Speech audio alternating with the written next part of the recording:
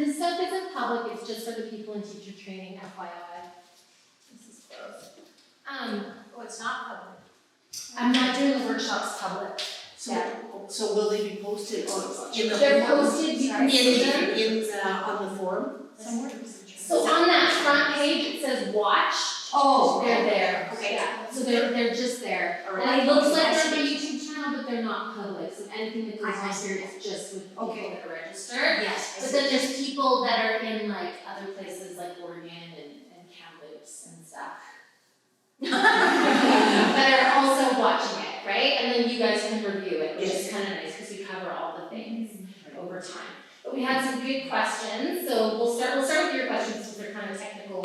Two. So one was, when we do the videos at home, does that count as guided Yes. teaching? Yes, it does. Two is when we're doing our logs, how much just, like, are we handing them in? Are you marking them? Do you want certain kinds of description, or is it just personal? It's personal for you, right? So it's basically honesty, right? Like you're just being your own boss. So, and it's just to keep track for you. So if you are teaching, so now moving forward, we're going to practice teaching other things for 15 minutes. We've done the 3-part yoga breath. Now the things that you've memorized, you're going to teach. So you're going to teach a squat.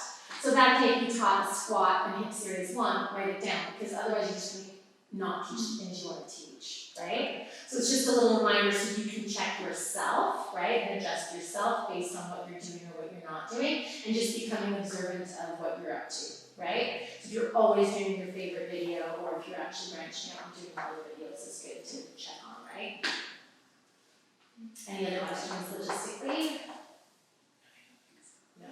And you had a good question, where are the videos? So the videos, the workshops are underneath watch, because those are have-tos, right? Like you have to watch this. You've been here in person, so you don't ever have to watch it again. But if you do want to watch it again, it's there for you. I recommend watching it again at least once, just because you're always going to pick up something. And you can also shorten it into chunks, right? If you just want to do hip series, you can just do hip series. If you just want to do the simple backbends part, just do the simple backbends part, but it's there for you under watch. And then I'm posting videos under the media section, which are just tidbits of what we're learning, but you should do the other videos too. And as new teachers, you should do the older videos too, right? Because the older videos are more basic, which is kind of nice sometimes, right? Yeah, I noticed that as you another day, and it brought me back to when I was first seeing you, and yeah, you weren't as detailed back then. It was like definitely more just like big, larger key points. Yeah. So, like, might be good for you. Wondering about the key points in the earlier videos. She explains a lot more like that. Yeah, exactly. Because we just build on things, right? And you wouldn't have been around for those days, so it's, it's nice to go back and sort of review those pieces too. It's all relevant, right? It's not like one comes before the other, it's just pieces of the puzzle and you pick up the different pieces where you pick them up. But it's nice to hear those pieces defined or whatever, more descriptively. Can I ask too about teaching? When I first came to you, a lot of your yoga students came and helped me with chair yoga. Do you have people that we can volunteer with? Eventually. Do you know? Okay. Yeah. Great. Okay.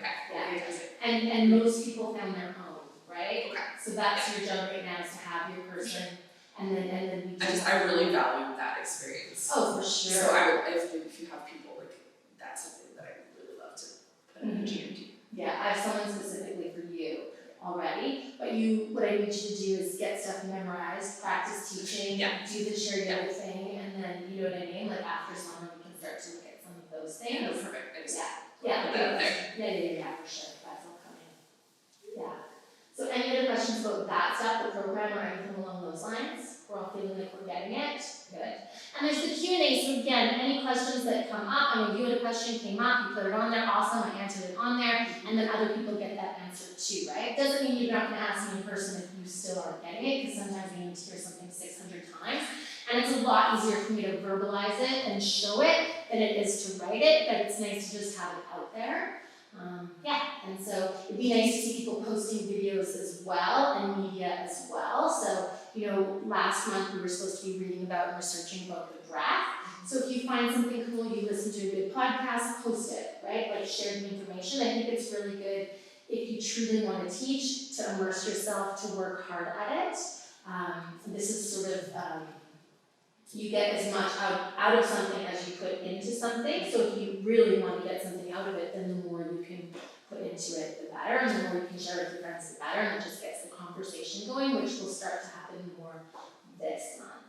Now you had a good, awesome question, which was why do we exhale as we go down and inhale as we come up for certain core, but then opposite with other core, right? So sleepy cow core, when we're doing kind of the crunches, we're exhaling when we come up and we inhale to go down.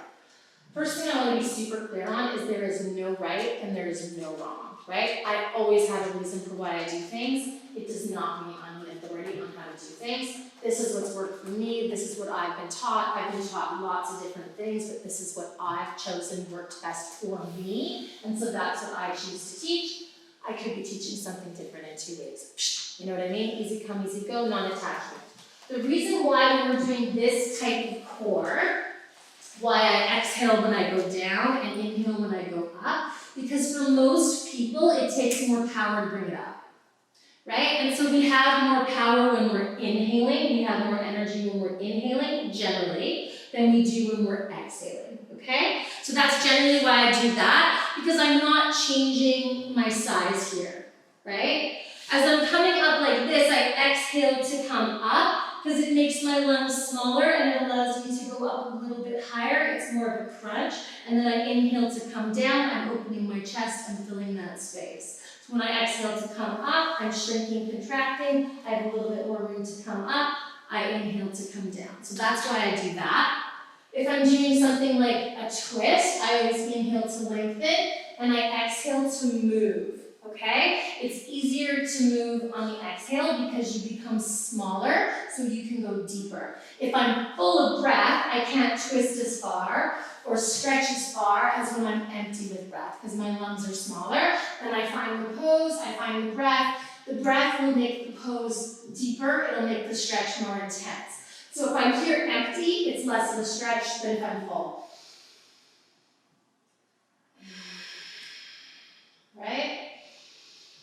An inflated balloon has more stretch than a non-inflated balloon. So I can go deeper empty, and then I can see how I'm feeling with the breath, and I breathe small first. I don't start with my fullest, deepest breath. I let the breath gradually get bigger, and then I feel, okay, well I can breathe really deep here. It's not too much of a stretch. I move with my next exhale. Inhale to lengthen. I find it. I check it out. Okay, how's this feel? Can I go deeper? Yep, I can. I exhale to move deeper. I inhale to find it. I check in. How's that feel on my neck? How does it affect my shoulders? How does that affect? If it's too much, I go back. Does that make sense? Mm-hmm. And none of it's right. Yeah. Do you know what I Same mean? with more like with the heel drops and stuff like that, because I teach it the other way. Yeah. So if it doesn't matter, then The only reason I do it, which could be right or could be wrong, it's just in my head, right? Is I feel like it's harder to come up. So for me, exhaling doing this is hard. If I had exhaling, like, and again, I'm going to like doing handstands, headstand. For me personally, it's a lot easier to bring this up on the inhale. I can do it talking and exhaling, absolutely, but if I'm doing something really hard, I find it easier with the inhale. At what stage does that matter? I don't know, but I put the seed and plant it so that it becomes a habit, so that when I'm doing something really crazy, I know my breath. And my breath is just a habit from doing years of leg lifts. And that's it, right? If you never do a headstand, who cares? I don't think it really matters, you know? In your work, it doesn't matter, as long as they're breathing. And that's, as a teacher, it's good to know it doesn't matter too, because it doesn't necessarily be wrong or right, because I'm sure there's other teachers, like Jessica, that teach the opposite for a different reason. Mine is because I stand on my head and put my feet to my head. Who's going to do that? I'm more for the stabilization, right? When you breathe in, you're basically increasing your abdominal pressure, so that you get more stability through your trunk with that versus when you're breathing out. See, that makes sense, but just reverse, right? Yeah, interesting. And both are right. Yeah, cool. I love that. That's cool. All right, so we're going to talk just a little bit about something that we're going to work on, like philosophically a little bit, moving forward this month, okay? So I just want us to think for 1 second about the difference between spirituality and religion. Just take a minute. That's a deep question. Does anyone want to throw a stab at their opinion? Again, there's 0 right, 0 wrong, right? You could ask 10 people, get 10 answers, it is all relevant. Am I? Yeah, go for it. Okay. For me, because I used to have dinner parties and pose this question, because I was quite fascinated with it. I think that for me, this is kind of like Michelle talking about breath. So for me, the way that it works in my mind and my beliefs is that religion has more of a structure. And so there's a dogma, there's a system of beliefs, and there's an action and there's a consequence. And so there's a lot of, it's very structured. Whereas spirituality for me is a more an open concept, and it embraces more of a universality. Is that saying that right? Universality. And it doesn't have definitions. So there isn't a specific God or a specific dogma or a specific way or a specific, it's not listed, it's not structured. It's more of a personal interpretation, a personal choice of the way to act and what you accept as the consequence or the reaction. Whereas religion has, it's like going to school. It's very structured. So that's the way I would define it in those terms. Really personal, sounds like spirituality.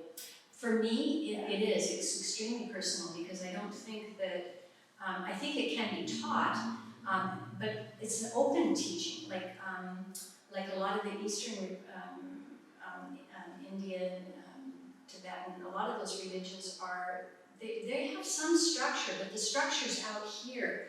It's like this, and whereas the other structures are like this, they're compact, they're controlled. You are controlled within that. And I just don't find that with the more open, which is why I was drawn to that at a very young age. Does anyone have anything else they want to add to that? And you don't have to, it's open if you want to.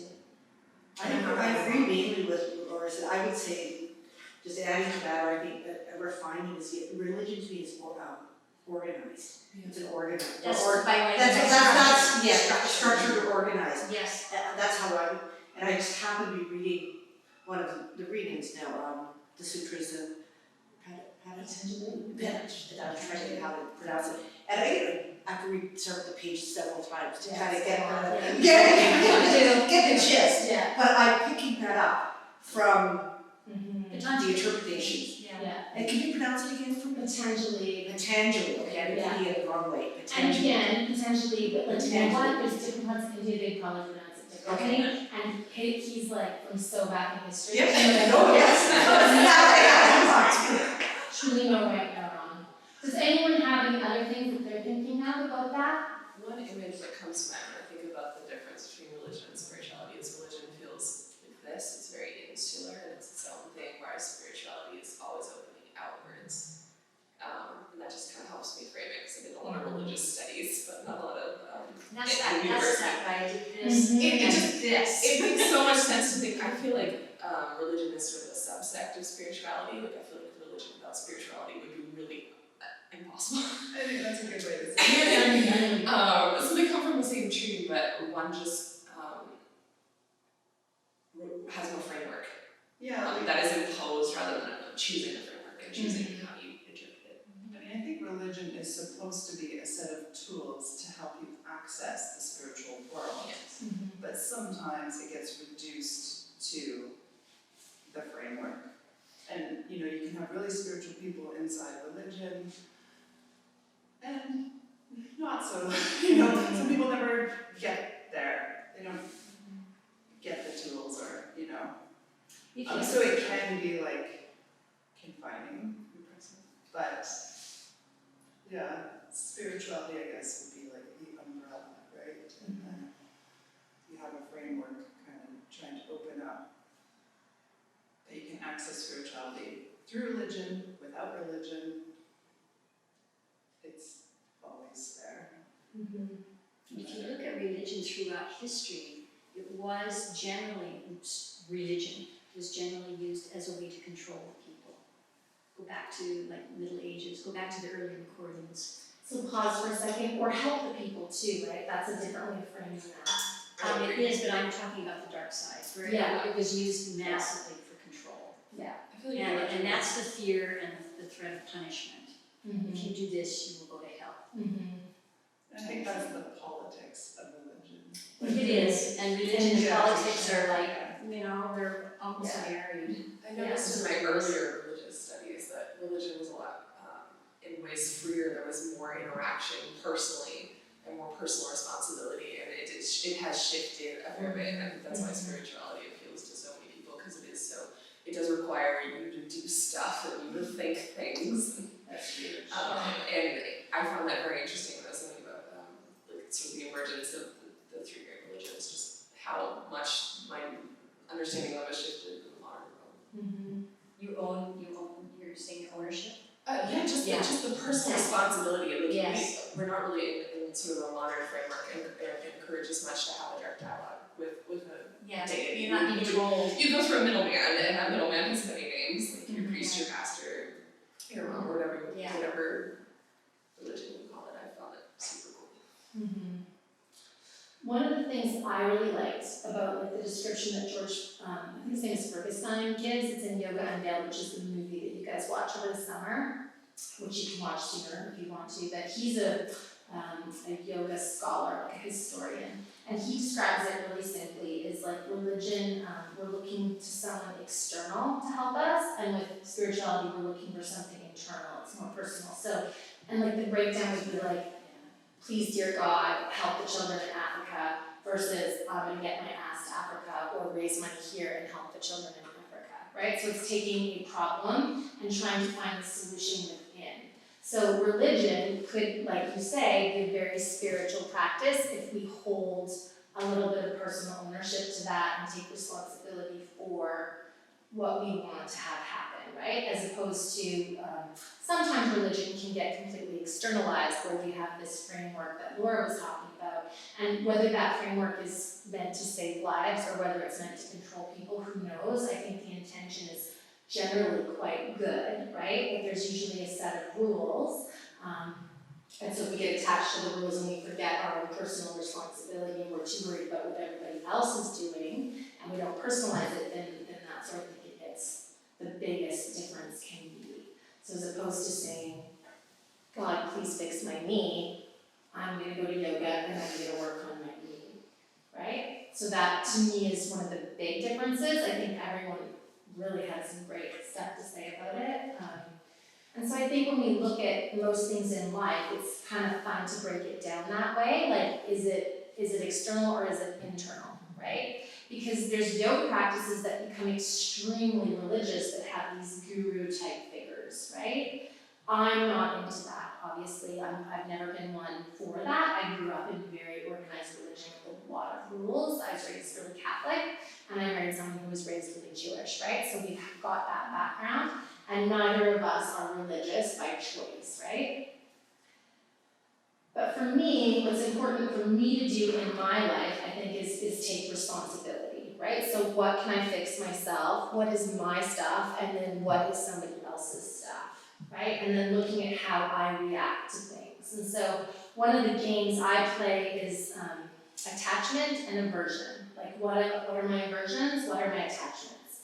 Are they real? Or are they something that I can adjust personally, right? And this practice, yoga, right, we start off with yoga and it's all like butterflies and rainbows and we feel so good, and you know what I mean, we're opening our bodies and all of a sudden we care about the environment and we fit our jeans better and our knees hurt less. That there's more to it than that first initial, first date or second date or the falling in love period, right? Sometimes, if we're gonna go down this rabbit hole with yoga, especially as a spiritual practice, it's really, really hard, right? It's hard physically, it's hard emotionally, it's hard spiritually, it's going to challenge you, it's going to push your buttons, right? Because if we saw our stuff, it wouldn't be our stuff, right? We wouldn't need help, right? And I find that the people that are most drawn to yoga really need the most help, right? We need to work on ourselves. Nobody does as much yoga as me if they weren't a little bit crazy. Let's be honest, right? So, and so one of the things it teaches us is to start looking at ourselves, okay? So me, for example, I am not a morning person. I have like serious aversion to mornings, right? I love my sleep, I've always liked my sleep, I can't stand getting up in the morning, right? So I've built this cute little life that allows me to sleep in. I have kids, obviously that messes with it, So for example, right, I for the first time in a long time, my parents are looking after the kids, I get to sleep in, right? So Steve and I have a great night, I'm going to sleep, blah, blah, blah, blah. But I'm super attached to my little bar classes, right? I'm secretly addicted to bar. And so I decide, I'm going to do a bar class on Friday morning, the night that I can sleep in, right? So I then book myself a bar class, right? Because I'm attached to my bar class, right? So then I have to get up in the morning, I have to wake up early, it's my one time to sleep in. So I'm grumpy, I give Steven shit because he didn't let the dog out, and I had to get up and let the dog out, right? So I'm now blaming him for my wanting to sleep in and needing pissed off myself because I chose to book that stupid class, right? And then I have the best sleep of my life. I get to the bar class, I can't have a cup of coffee before the bar class, so I guess I'm a little bit irritated by that. There's no parking, and I'm like, right? I'm aversion to like driving, and everyone's driving, and blah, blah, blah, blah. I get in there, and she says, how are you? And I'm like, I'm tired. And she goes, oh, really? Did you not have a very good night's sleep last night? And then I was going to blame it on the coffee because of my attachment to coffee. And I was like, no, it's not the coffee. I'm like, no, actually, I had the best night's sleep of my life. I just get pissed off that it's morning, and I just and I could blame it on everyone and everything else, right? But it was all my choices, right? And I wasn't tired. For sure, I could have used a coffee, but that's not tired, that's addiction, right? And that's me, right? So I saw myself doing it, and I could have lied, and I could have told her 600 stories that I didn't sleep well, or whatever, right? And I was running a little bit late, and I could have had 6 stories for that too. But honestly, it's because I have an aversion to morning, all of it, right? And an attachment to morning classes.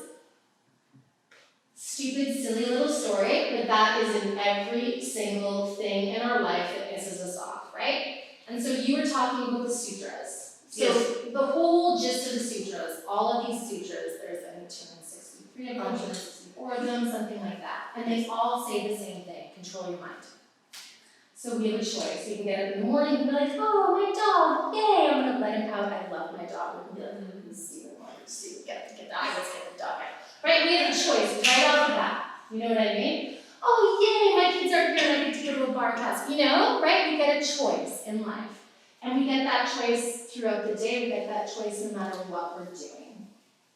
And so, controlling our thoughts to avoid the pain that is yet to come is basically the sutras, right? And so what's the pain that is yet to come? It's the pain that's caused by our habits. It's the pain that's coming no matter what, right? Life is not easy. Babies get cancer. You know what I mean? People die that, are young. It's horrible. Life is absolutely not fair. Some people seem to have a more blessed existence than others. I don't understand it. I'm not going to tell you it's karma because I have no freaking idea. Sometimes shit just happens, But the choice is there even when shit is hitting the ceiling. And so yoga teaches us to see that choice when we're going to that art class that we chose to go to. Yoga is teaching us to see the choice when it's raining outside and we choose to be, oh yay, rain, we're not gonna have drought this summer, or whether we're pissed that it's raining and we have to take the dog out, right? But yoga is also there. The beauty is, just like we learn these things on the mat, eventually what I see happen is, and some people need more yoga than others to see this, but we also see the people that are going through extremely hard times that seem to just grin and bear it. You know what I mean? That are really able to do the practice in life, right? So I've got a friend of mine now that's been diagnosed terminal, right? Like many other people who some die and some don't, who the hell knows, right? She's got 2 little kids, they're the same age as my children, and she's going through chemo for the 3rd time, and her Facebook posts are like, ooh, look at my new port, it's fabulous. Now I don't have to have vein pain, so I can go hiking and running and biking more, right? It's like, here's me and my kids at the beach, right? Check out my new hat, and that's a choice she's making. And every day I watch her making her choice, and I'm like, holy shit. You know what I mean? She barely does yoga.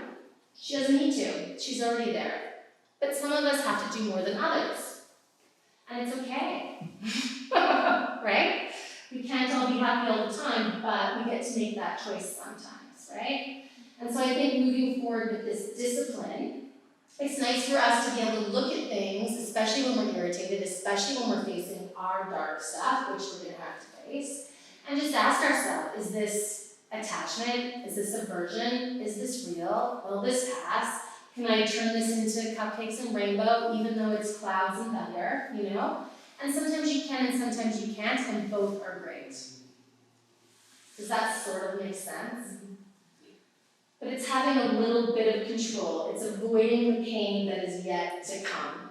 Whether it's hip pain, and if you start younger, you're less likely to avoid it. If you do more yoga, you're more likely to avoid it. More.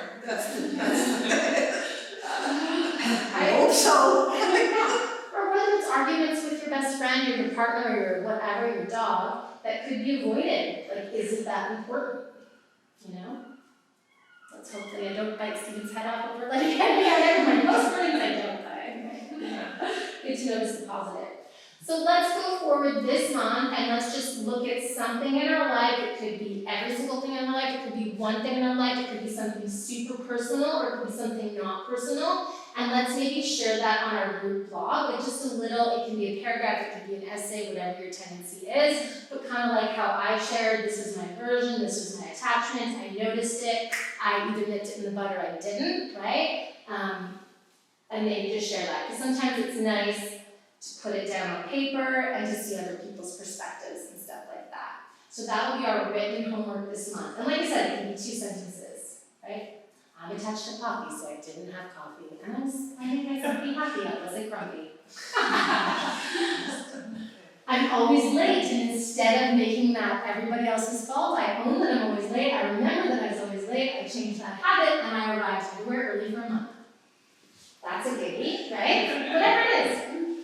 I'm always in the movies, and no one takes out the compost, so instead I decided to shut the heck up about the compost and take it out myself. Whatever, doesn't matter, okay? So let's come down onto our backs, knees together, feet together, coming down one disc, one vertebra at a time. Walk your feet towards your seat, legs coming up. We're just going to interlace our fingers, and we're going to rock from side to side.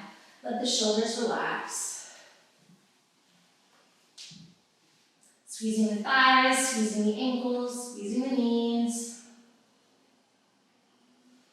And then just starting to make circles with the knees.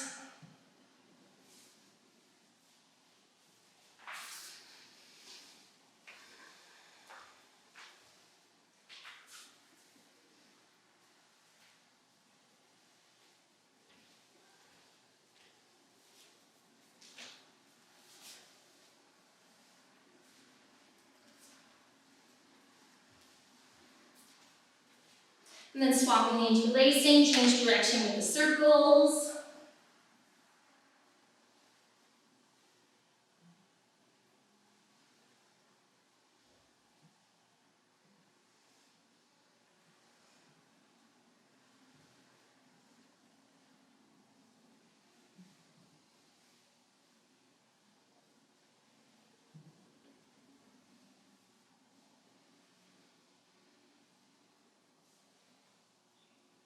And then rocking from side to side.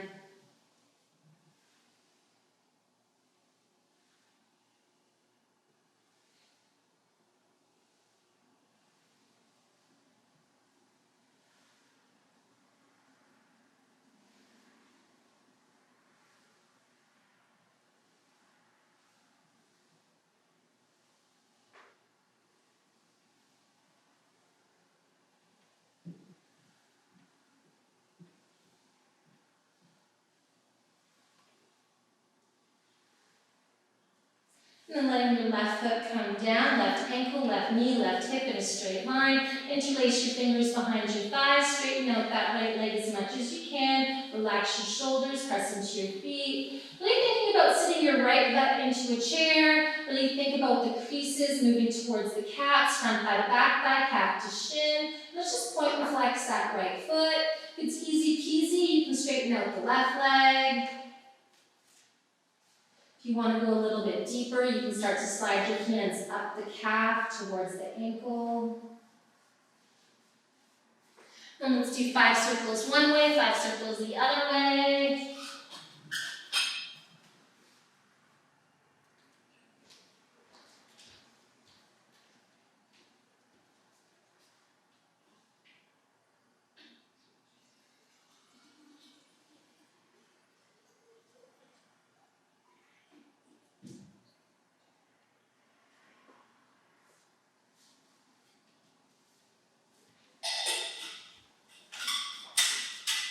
And then once you've done your 10 circles, flex, curl, point, and flip.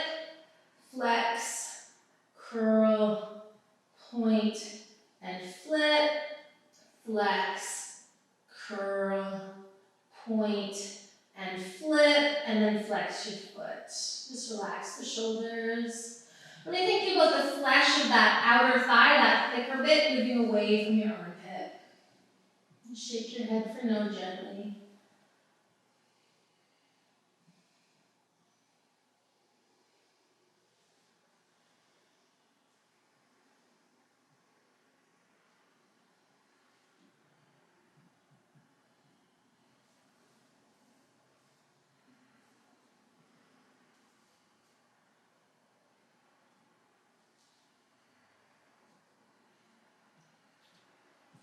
And then bend that knee, interlace your finger over the shin, draw that leg in towards you, half wind maneuver. And then release, let that foot come onto the floor, bend the other leg. On your nice neutral pelvis, interlace your fingers, left hand on top of right. Straighten out that left leg, thigh pushing into hand pushing into thigh. Making sure the neck and the shoulders are relaxed. If you need longer arms, you can slide your hands down your thigh a little bit, or you can always use a strap. Use your hand to inject your hamstring and pull it towards your butt. If you want to straighten out that left leg, you can. And let's start the right leg, you can. Point and flex that left foot. If it's available to slide the hand up, go for it.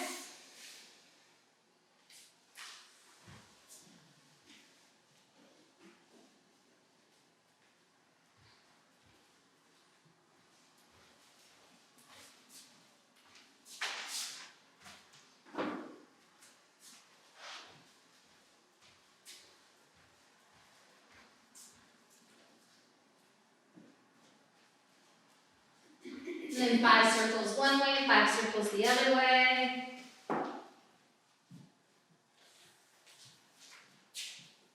And so just like religion, there's rules or whatever to religion, and sometimes they can be useful, back in the days where there was no refrigeration. Maybe you don't live on the coast, you don't want to eat shellfish, you don't want to eat meat. If you've got not a lot of food, you don't really want to eat cows, right? Flex, curl, point, and flip, because cows sure make a lot of milk if they're not dead. Chickens sure make eggs if they're not dead.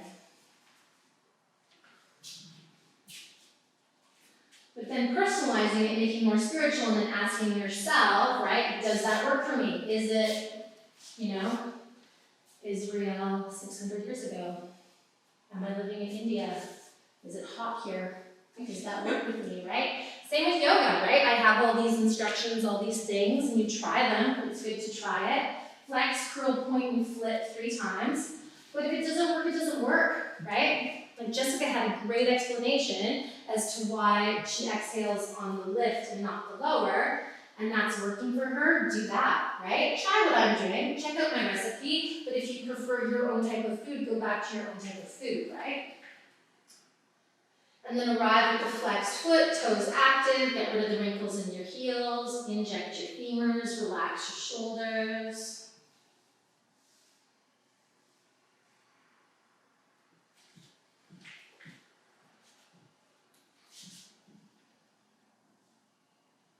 I like to use yoga as a tool to help us to build a mind-body connection. And sometimes an external teacher telling us little cues helps us to make that mind-body connection. And when we have that mind-body connection, really knowing your own body, knowing your own mind, knowing what you need.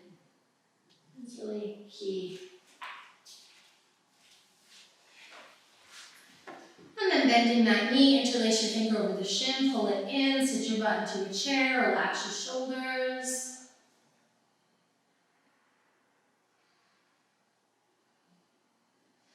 And then release that down. So we're going to take one block, medium width, so proper shoulders distance, sorry, not shoulders distance, hips distance between our feet, and then the other block, narrow width between our thighs. Arms are beside us, we're going to push into our fingers, we're going to push into our palms, and then we're going to lift up low back, mid back, upper back, and then we're going to come down, upper back, mid back, low back. So we're going to lift the spine from bottom, middle to top, and then we're going to come down top, middle, bottom. So just nice and slow, up and down, hips distance versus shoulders distance, so the medium width on the block between your feet if you can, just because of what's coming with this. One day your shins are at a 90-degree angle with the floor. But if that tugs into your knees, you move your feet away from your butt.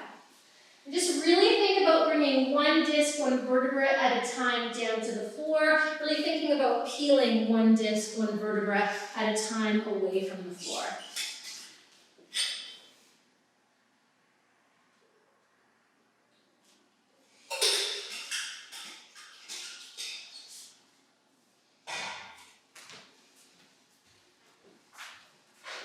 And the thing that I love most about spirituality is I really truly believe that the absolute only thing that you can change is yourself.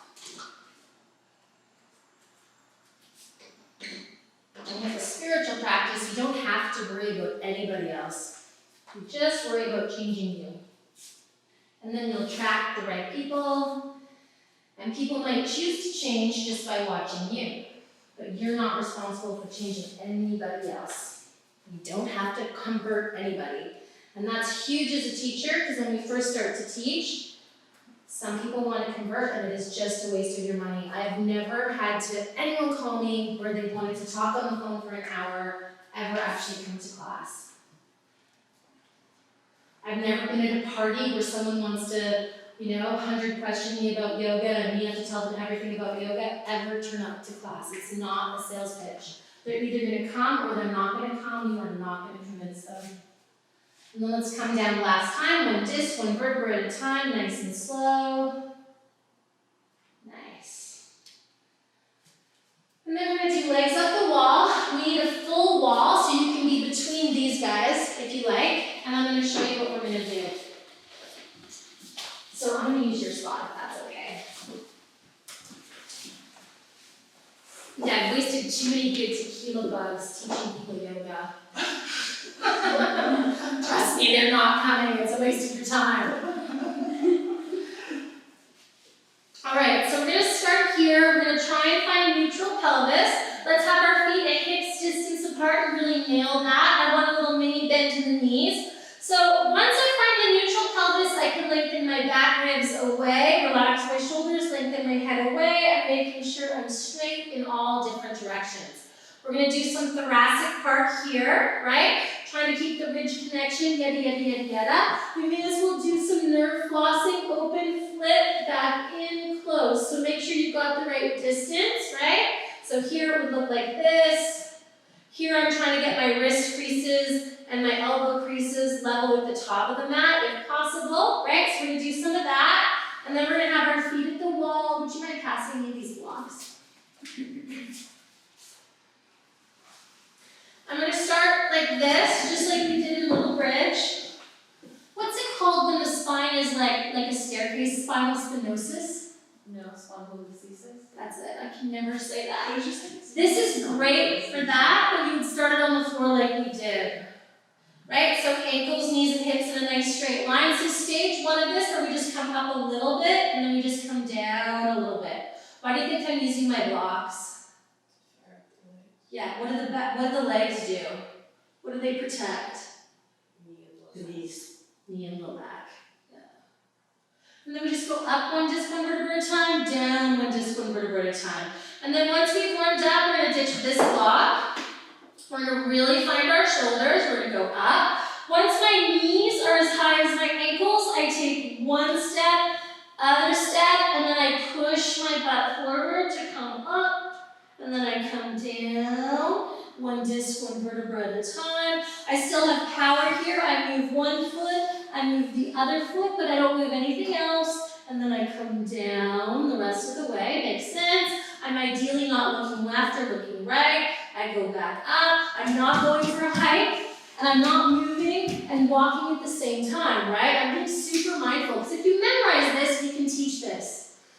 Does it matter for me? No, but if I'm demoing and not teaching for the person with the back injury, then I'm not doing my job as well as I could, right? So I have to memorize to, if I was injured, right? Come up, one foot, other foot, come up, right? And then I think flesh the butt away, middle of the butt, I'm gonna interlace my fingers. Do you think I want an external rotation or an internal rotation of my arms?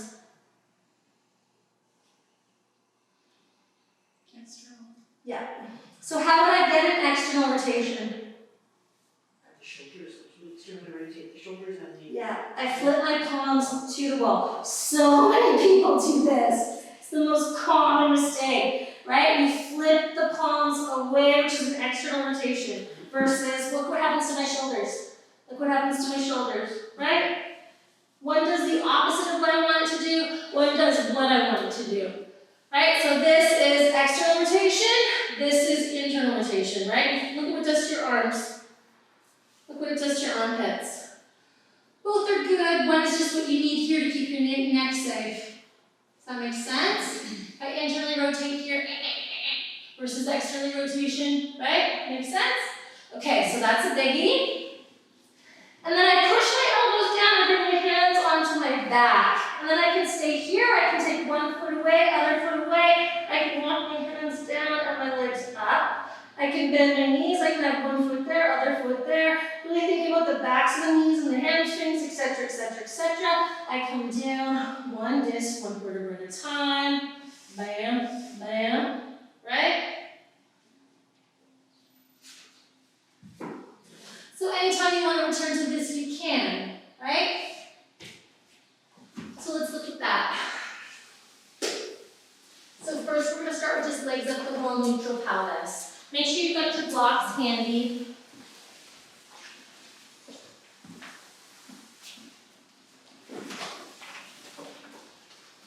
Is this serious about English shot or is it just a function? This is shoulder stand. In fact, Hold legs up the wall, shoulder stand. Yeah. This is the first way we teach shoulder stand. I'm trying to put the name of it so when I want to look it up later. I can.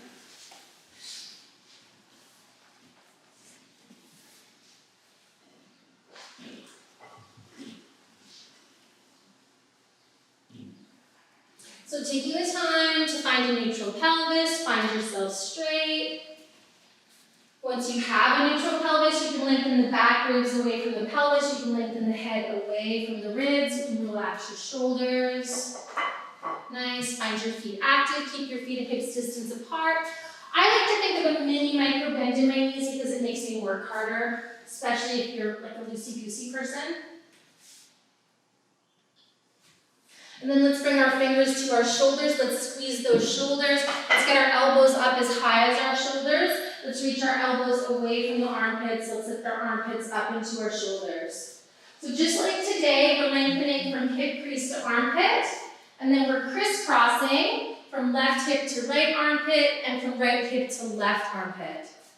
If we want to start to crisscross our hamstrings, we're pulling the hamstrings away from the wall and we're lengthening from inner knee to outer thicker thigh and from outer knee to inner groin close to the butt.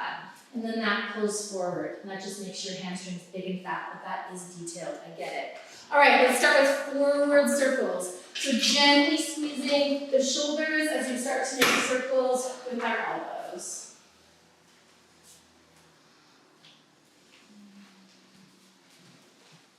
Try to keep a nice neutral neck here if you can.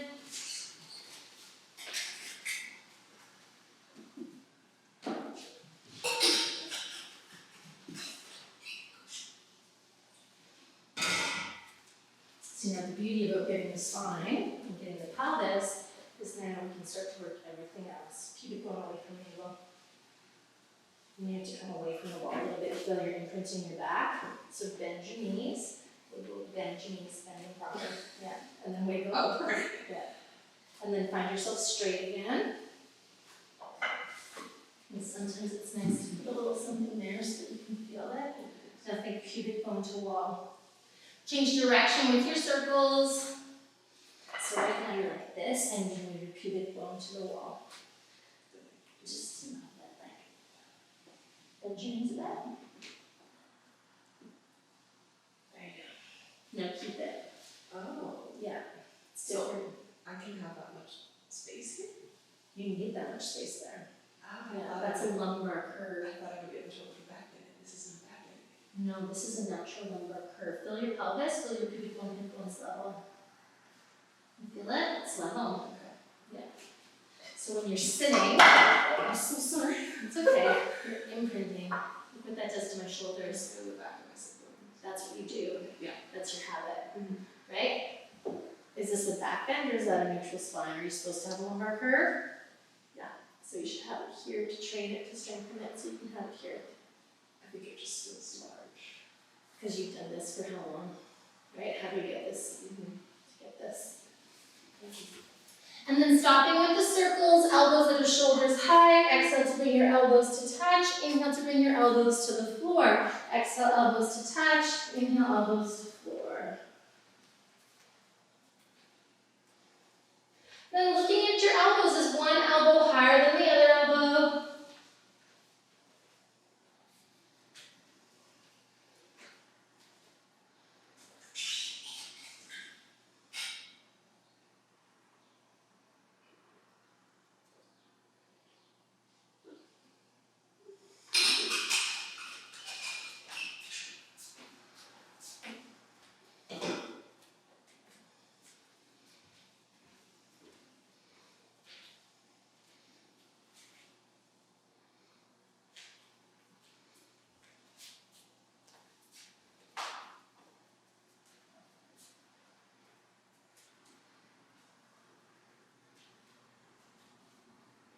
And then elbows to the floor, root the elbows, lift the armpits up, find your sternum bug, and lift and lengthen it without popping your ribs.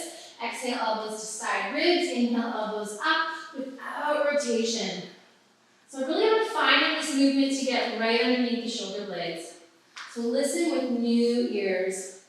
Arms are on the floor, they're going up and down on the floor like angel wings. Once you come to your highest, you want to externally rotate, but don't allow yourself to. Just come to your highest without rotation and just feel what that does underneath your shoulder blades, right? If we rotate, we go into our habit, we don't get that. Exhale to bring it straight down. Inhale to bring it straight up without rotation.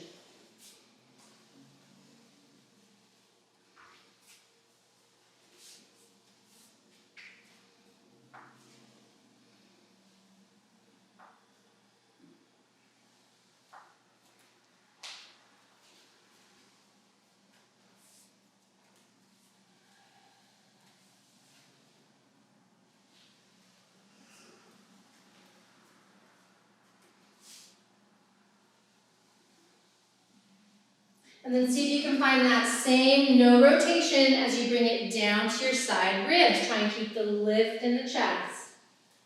When you bring them down, you kind of want to rotate in. Try not to do that. Try and keep the lift in the armpits. And again, details, details, details. Mind-body connection. Eventually, it all just becomes a habit. You don't have to remember a thing. It is just there.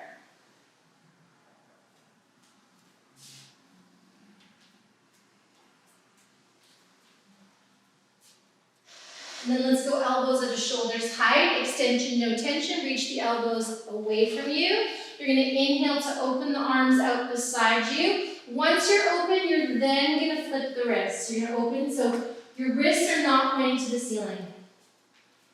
Your wrists are pointing over the crown of the head.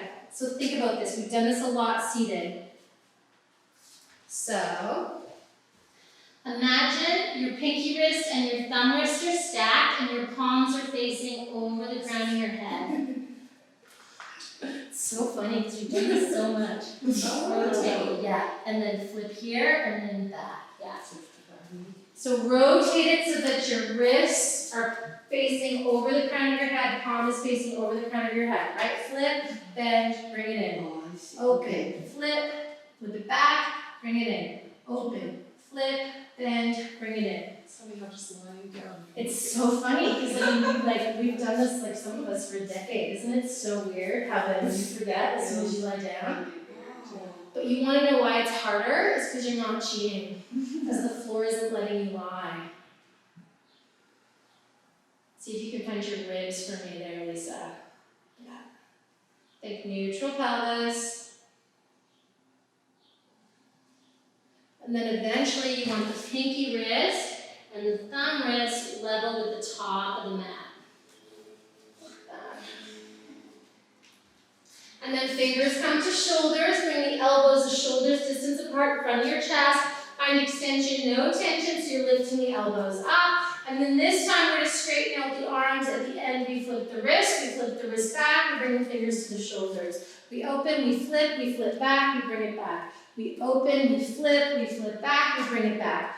Try and have your elbows and wrists as wide as your shoulders. Armpits lifting into shoulders, shoulders hugging back into armpits.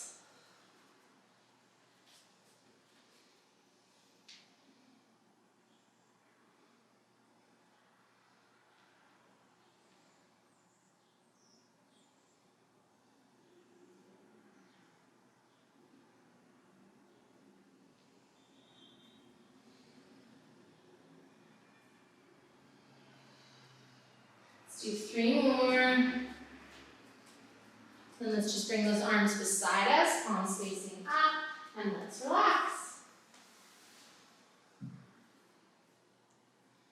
And then check yourself out. Are you still straight?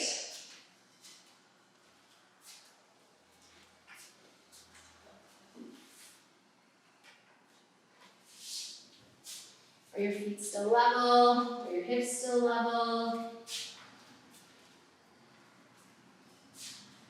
And then when you're ready, you're going to bend your knees. You're going to put one block at the medium width between your feet and one block between your thighs at the most narrow width. Sometimes it's nice to have a skinnier block if we're a little bit wider in the thighs. If you want a wider block, just let me know. And you can wiggle away from the wall a little bit if you want to. Anybody feels like they need a different size block? So knees are very bent. One block between our thighs, one block between our feet, and then we're going to find our down dog arms. So some of us know we're knee knockers, right? Because I'm always saying inner thighs dropping the block, take your knees to track your ankles, whatever, right? So we know who we are. Some people I'm always saying outer thighs squeeze in, bring your knees in over your ankles. So know your habits, right? We've done a lot of bridge in our life, so we all know our habits. And then try not to bring your habits into this pose. Push into your fingers, push into your palms, and then just like little bridge pose, you're going to lift your low back, your mid back, your upper back. Nice and slow. You are going to start to slide away from the wall if you are not moving your shoulders. If you have zero power, move yourself away from the wall. So to start with, we don't go past the shins at 90, so we just go up. Just remember we started with just a little lift, shins at 90, so just went up a little bit, down a little bit. Up a little bit, down a little bit.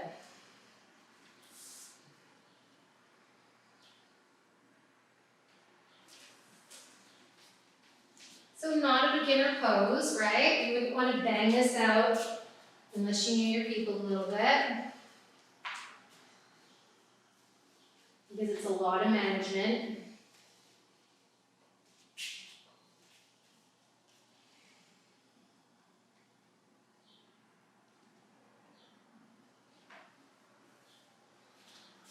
Backs of the knees are moving to the kneecaps. Kneecaps are hugging the backs of the knees. Crease of the ankle towards the heel. Heel hugs the crease. Front thigh, back thigh, calf to shin.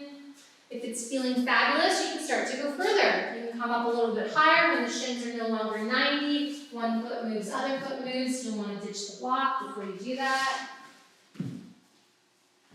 If you're good where you are, just the block with the feet, keep the block with the thighs, yeah. Yeah, sure. And you don't use the block between your feet for this one. Alright, so if you're going further, one foot lifts, other foot lifts, where's your butt gonna go? Away from the wall, just like little bridge. Shoulder heads are rooting. So you come up, think butt away from the wall, butt away from the wall, butt away from the wall, yeah. So butt away from the wall, Laura. Take your butt away from the wall, your feet are too high. Take your feet down.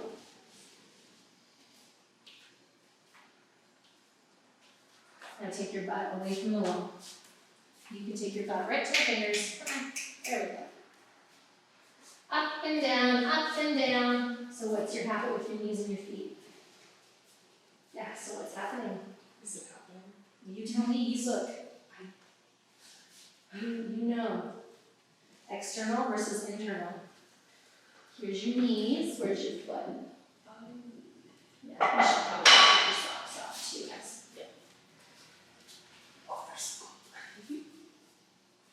So now, instead of saying, is it happening, I want you to tell me, right? You adjusted it, but it wasn't until you put the stick there, I couldn't stick But there. you can see it, it's external versus internal. It's there. Do you know what I mean? That's good, focus. So remember this, Oh. right?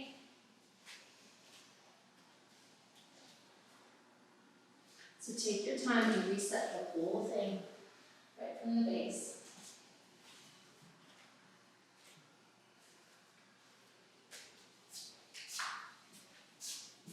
Feet a little bit closer. So these are my fists and you're tinier than me, right? What am I always telling you not to do? Not Your our knees. knees. Right?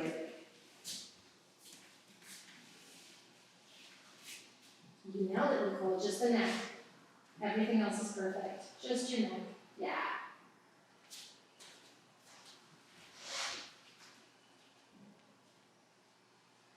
So we need to lengthen a little bit on the right side. From hip to armpit, lengthen on the right side, yeah. And then move the head this way. Yeah, perfect.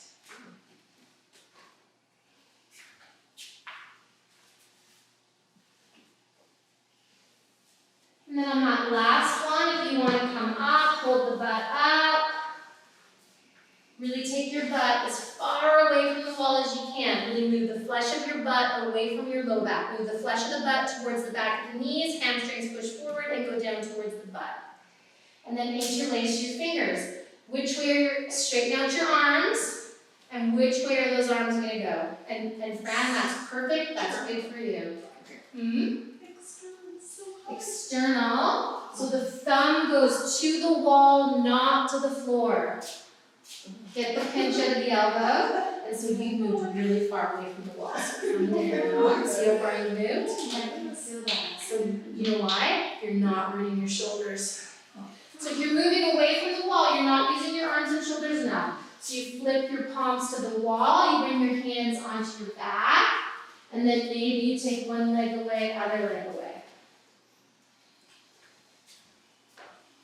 So if you can, you're going to try and flip your palms the other way. Yeah, that's internal. Other way if you can. It's a tight one. And then the flesh of the butt moves away. That's okay. That's enough. Yeah. And then root down. Like you got to stick in your elbows. Release your hands. Put your hand on your back. Nice. Now the big one for you, because that's a tighter spot for you, is really think root the elbows, root the arms, root the shoulders, and then think about the armpit skin moving this way. And then maybe one foot comes away, other foot comes away. How's that feel in the elbows? It's fine. Yeah, good. And we're going to keep those elbows at shoulders distance apart. So see if you can interlace your fingers, flip your palms to the wall. Yeah, so you see how that's an external rotation, and that helps to move the shoulders around and up under the armpits. Now bend your elbows, push your elbows into the floor, put your hands onto your back. Don't let the elbows go wider than the shoulders. And then maybe one foot comes away from the wall, maybe the other foot comes away from the wall. Now lengthen your quads towards your knees, fire up those feet, get rid of your habits. You know I'm gonna let you go. Coming down whenever you need to come down. The block is killer. Yeah, that makes you work, right? Yeah, I really don't use it last time. What's your habit? Too wide?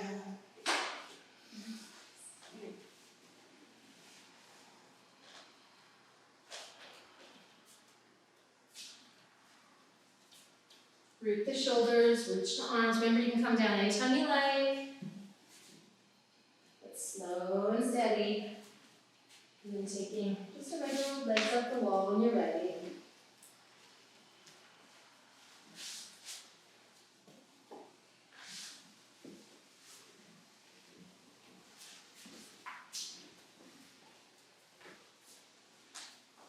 Once you're healthy, you're ready. So come back. Let the weight come into your hands. There we go. And so bend the knees, back, bend the knees. Okay, so up. I don't remember the order of doing it. Yeah, try to put this feet in. So if you're moving away from the wall quite a bit, it means you're not using your shoulders, right? So see, Laura didn't move at all. It's because she's really pushing her shoulders down. So I was sliding when she. Yeah. And it's okay, it's just good to know. So it's rib connection, shoulder connection, right? So it just means more core on a block. For legs up the wall, palms up or down? It depends on what you're trying to do, right? So if Shoulder I'm opening, exactly okay. trying to do down dog core type stuff, down. Does that make sense? Yeah. Twisting is an opening, so generally palms up, right? Right? Core or down dog, palms down, strengthening. Although it's a balance of both, right? But it's a bit of this and that. And you can do otherwise too, right?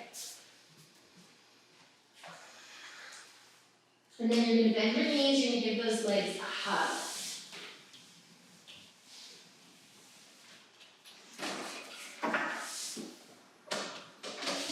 So a lot of people think, like a lot of lineages think that this is a counterposed headstand, right? And a lot of people are adamant that you don't do a headstand until you can do a shoulder stand. I'm of that family. I would say it's important to be able to do a shoulder stand before you do a headstand. I don't think you have to do one as a release. I think that you can do easier poses as a release. Sometimes it's nice, but it is a nice release. But you could do, bridge pose on a block would get the same benefits, right? Swap your interlacing if you did an interlacing. Push your feet into the wall, squeeze your thighs, lengthen your pubic bone away from your navel. But does anyone know what the release is for shoulder stand? You need something. Think about what that just did, and then think about what you think you need to counter that. If you were going to go 1 + 1 = 0, this being 1, what's the second one to make it 0? Fish. Backbend. Yeah, fish. That's exactly it. Fish is traditional. Fish is my favorite too, but if you could do a different backbend as long as it wasn't supported bridge. But fish is the bomb. It's easy, right? Like when you think about it as like a this plus this equals neutral, then it, helps put it into your own responsibility. And it's not memory, it's just math. All right, let's roll off to the side and let's look at our fishy options. So, fish isn't for everybody, shoulder stand is not for everybody, right? Obviously. So there's nice variations of fish where you can put some support, right? So one of my favorites is to have a block underneath the head. It's a good way to start people, and to have your elbows underneath your shoulders. So if my elbows are right underneath my shoulders, then I can't actually let my head go back too far, right? So then I can bring my head back, and then I can work my elbows down, push into my elbows, and lift my armpits up. Ribs are firing, legs are firing. What do you think's deeper, this or this? Yeah. So sometimes it's nice to start with bent knees, or you can soften it with bent legs, and then you could go lower, lowest, lowest. So let's play with that, but let's play with our elbows pretty much right underneath our shoulders. So we'll do that basic version first. So either like this or like this. You're going to come down onto your elbows. We can all do this together. Elbows underneath the shoulders. We're going to lift our chest And we're just gonna lean our head back into that block.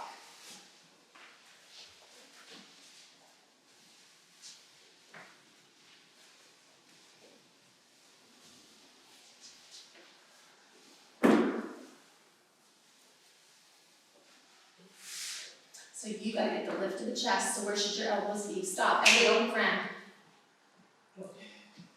So get your elbows underneath your shoulders, yeah. So come up. Right, so that would be a big no-no. So elbows right underneath those shoulders. Now lift your chest, now come back. You feel the difference? Yeah, perfect. So it's not a pillow, right? It's just keeping you from going back. And then bend your legs and straighten your legs and see if you notice a difference. And it's not one size fits all. Lift up here. Yeah, there we go. Sternum bug.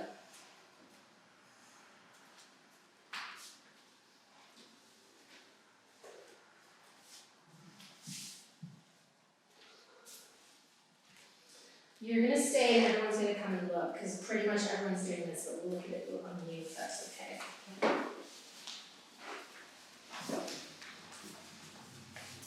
So we're not gonna make you stay too long. First thing I'm gonna do is I'm gonna take her elbows back underneath her shoulders, right?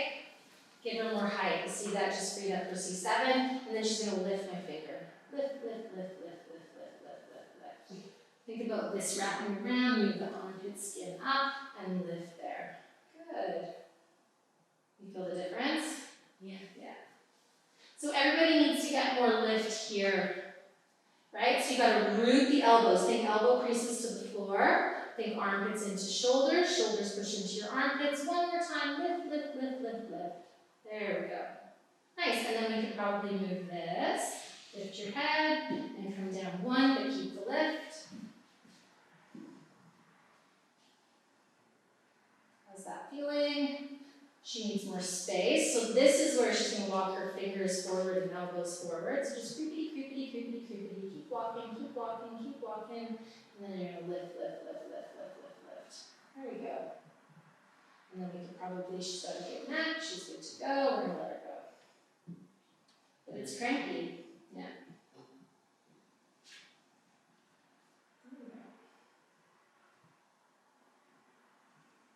Nice. And then to come out of it, she's going to push into her elbows, lift your chin, and then just come onto her back. Or up, back. So let's look at that, and then we'll look at full pose, okay? So I want to see your lift here. Does that make sense? So with you, to get this less wrinkly so that we're going to be able to release the neck, is you want to think about this action going like this. This coming down, this wrapping around, this coming through. So it's like, instead of this, right, which is really hard to back bend in, see how that makes my neck wrinkly? So then I have to think shoulder heads back, armpits up, and already, see how my neck goes back really freely? So it's a lot of this relaxing and not lifting. A little bit.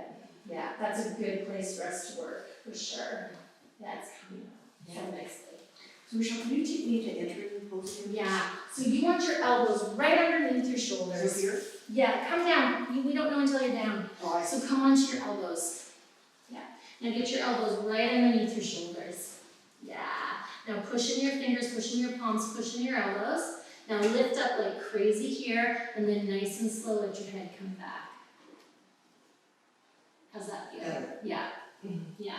So think, elbows are pretty much always a shoulder's distance apart. Elbows are rooting down, armpits are lifting up. Does that make sense? Yeah. Good. It feels really shapy. Let's see.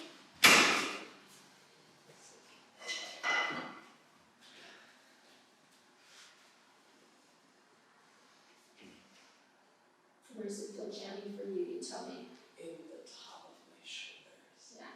So come up just a little bit. So can you get your elbows right under your shoulders? Yeah. A little bit more. Yeah. Yeah. And down. Now think elbows down, armpits up. Nice. Now lift your sternum bug. Relax your traps. Keep lifting your sternum bug, and then slowly bring your head down. Nice and slow, but don't lose the lift. That's what you're doing for you. Thank you. Lift up. Yeah.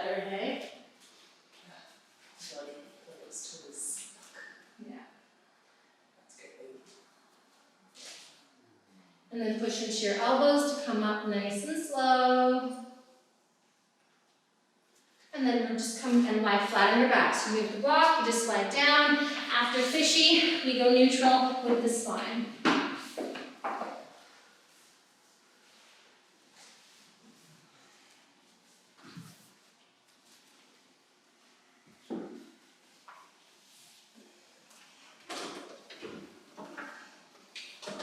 Alright, and then let's bend our knees, roll off, and let's look at the next stage. So some of us are just going to stay at this stage, right? This is a really good stage for a lot of us, but let's look at what's coming. So I hate this. This is one of the worst cues in the world, right? It's jammed, right? Well, not everyone has the same length arms. You don't need to sit on your hands, right? It's not a good thing to do. So for me, I'm going to come down onto my elbows. I know I'm more open, so I can bring my elbows lower. I can lift my chest. I can let my head hang. If I don't lift my chest, see how my neck gets? Right? So then I still need a block. So we know who we are, right? We feel that, right? Because we haven't figured out this yet. So until we figure out that, it's better to have the block so that we're not letting gravity crank us into a yucky neck position. So if we know that we can get this lift in the chest, that our head goes back freely, then we let our head go back freely, right? We walk the elbows forward, elbows push down, eventually we come onto the crown, and eventually the legs and the arms lift, right? There's a whole bunch of stuff we do after this, but this is the basics. To come out of it, we grab the butt, we lift the head, we come down into a neutral spine. Pelvis is neutral, ribs are neutral, shoulders are neutral, and we return to that neutral position. Does that make sense? So if you're not sure, just ask, but I think we pretty much all know who's getting the lift, who needs the pillow, who doesn't need the pillow. Would we say so? Is anyone not sure? We're good? Okay, so if you want to try it again with the pillow or without the pillow, if you need me to tell you, let's go. But otherwise, grab your butt, your outer thighs, helps you find the tricounters, and we don't come onto our crown until we've really spent some time dangling, and then we just check in with ourselves. I don't teach crown until you can do a headstand. But dangling is okay. So it's either elbows under shoulders or elbows mid-back. And then lift, lift, lift, lift, lift, and dangle, dangle, dangle, dangle. And then really find that lift. Yeah.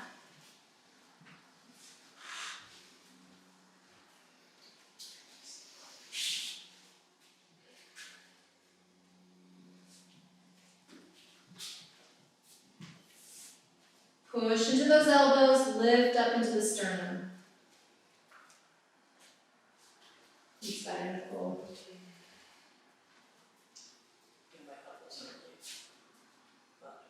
Yes. Try moving them closer to your butt and see what that does. Yeah, there you go. Yeah, you can. It feels right. Just keep that lift. Lift, lift, lift, lift, lift.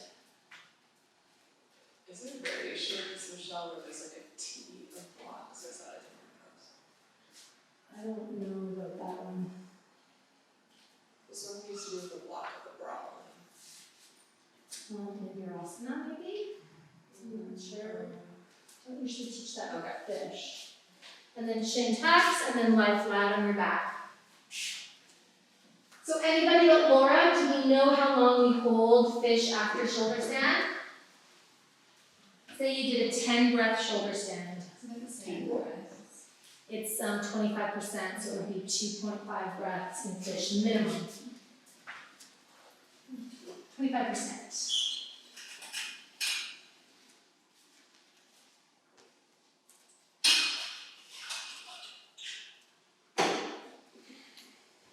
All right, let's bend our knees, roll off to the side, and we're going to look at sleepy cow core.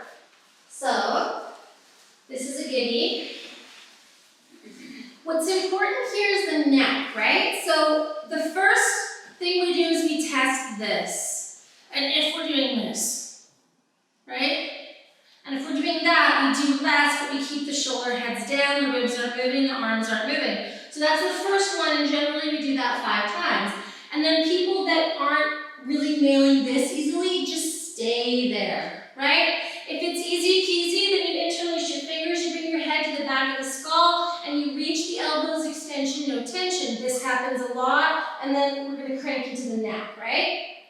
So then when I'm here, I do the same 5 movements, only this time my elbows aren't moving, my shoulders aren't moving, and I see if I have that stability, and I do that 5 times.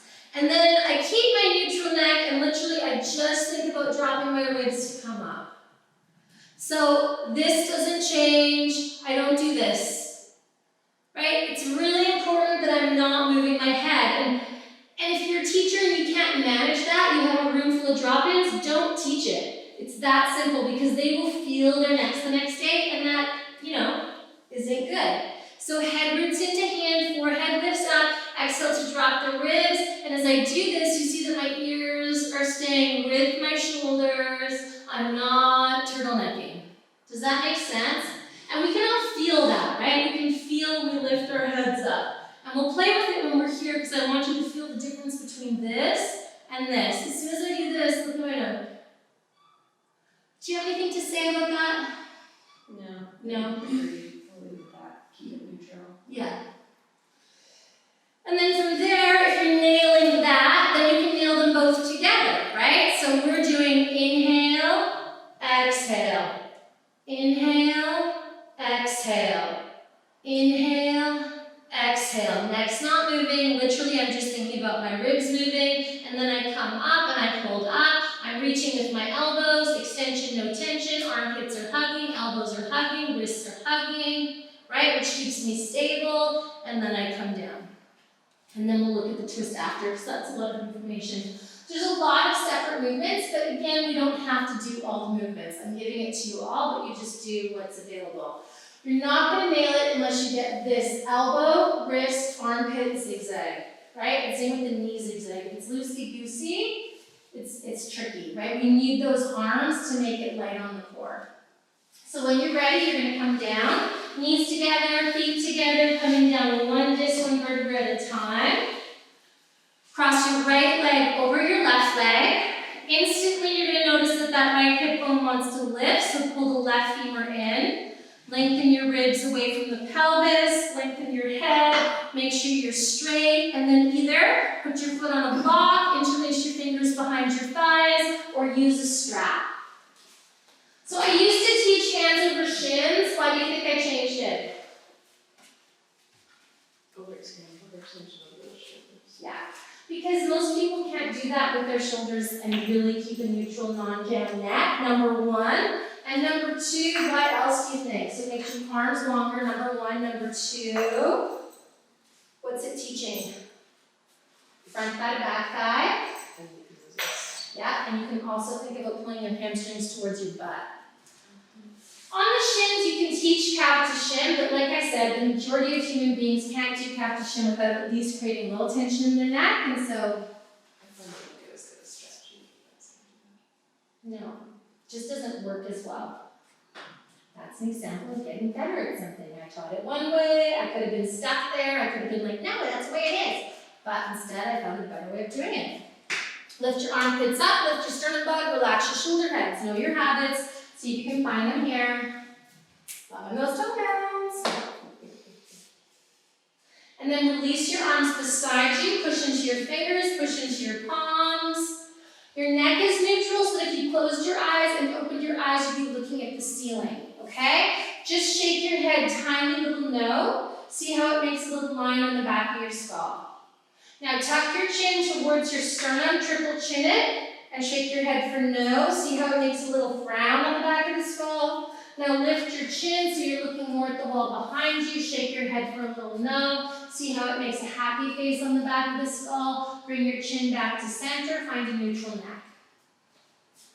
Exhale to draw the legs to you. Inhale to take the legs away from you 5 times.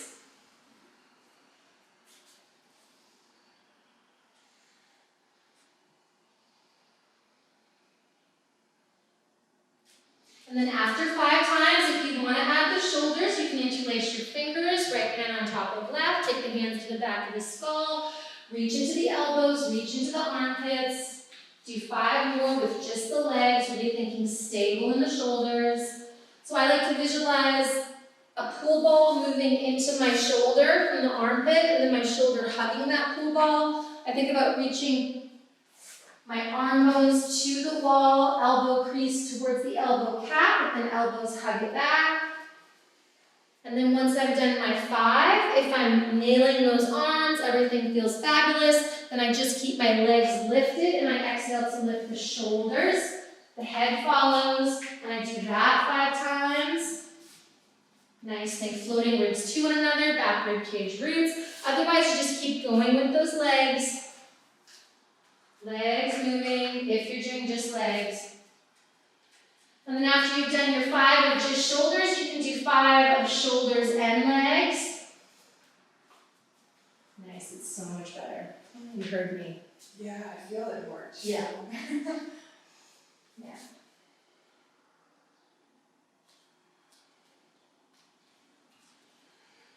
And then after you do your 5 of both, you can hold up for 5, either breaths or counts, I don't mind, whatever you fancy. Reach with those elbows.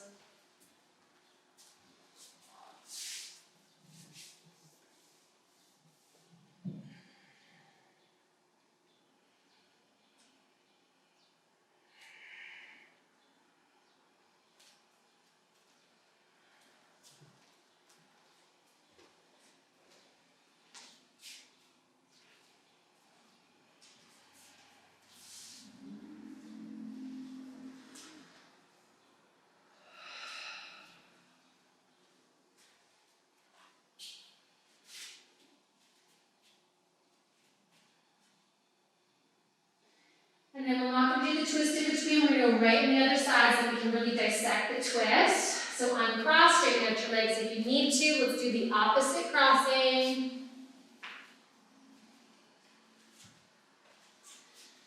Thighs come to you, interlace your fingers.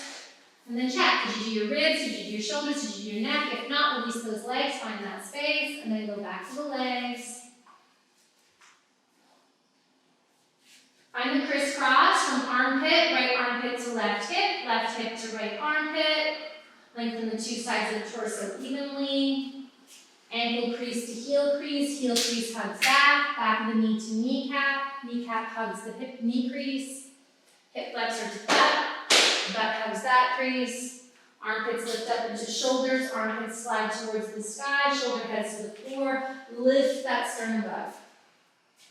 And then for fun, you've got a neutral neck, just shake your head for no. Notice how it makes a tiny little line on the back of the skull. Just a tiny little no. And then tuck your chin, shake your head for no. Notice how it makes a frown kind of shape on the back of the skull. And then lift your chin, make your head back and forth just a little bit. Notice how it makes a little tiny smiley face. And then find a neutral neck. And you can feel it, right? One feels better than the other. And it's not bad to do a little shaky no with the chin lifted, but you wouldn't want to be doing it with core, right? It's okay to look up, it's okay to stretch your neck, but it's better to have a neutral neck when doing core. Or lifting a heavy box, or yada, 600 million things. All right, when you're ready, release your arms, and then 5 times up and down. Find the shoulder heads, find the fingers, find the palms, keep your feet active. Know your habits, don't creep into them. Exhale to draw the legs to us. Inhale to take the legs away. Nice, Caitlin. Fix the feet. Good. Outer thighs squeezing in. See if you can connect with those outer trochanter's. Once you've done 5, you did the shoulders on one side. You can do the shoulders on this side. Interlacing your fingers. Left hand on top of right. Elbows or shoulders distance apart. Find the zigzag of the arms. Crease to cap to crease. Really think ball in the armpits. And then just the legs move for 5. Inner elbows dropping a stick. Outer elbows squeezing a stick. Elbows stiff, shoulders distance apart. Humerus bone, extension, no tension. Relax those traps. It's just gonna let the everything lift. Yeah, if you want to lift the sit and imprint your back, do, but think neutral pelvis. You're not going to maintain a neutral pelvis. And then legs stay and just the shoulders lift. And legs can stay up or legs can stay down, whatever you fancy. And then you try and have just the shoulders moving. if that's what you're doing.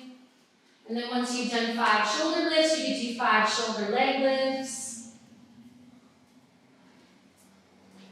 And then once you do 5 shoulder leg lifts, there's always the option of holding both up or holding none up. Whatever works, but watch the neck, right? If you're getting tired, know your habits. Elbows dropping the stick a little bit there, Lisa, especially that right one. Pull apart. Are we holding them, Michelle? You're counting 5, 5, 5, 5, 5. Okay. Yeah.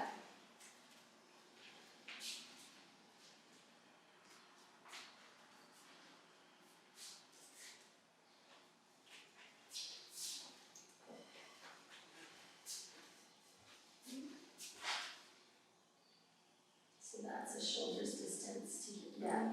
Yeah.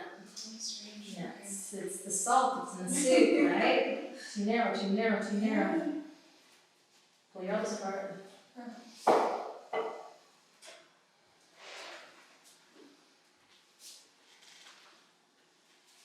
And then relax.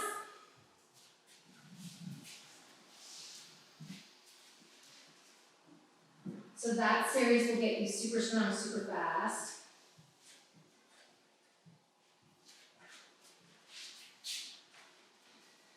Bend your knees, roll off. Let's look at the twist.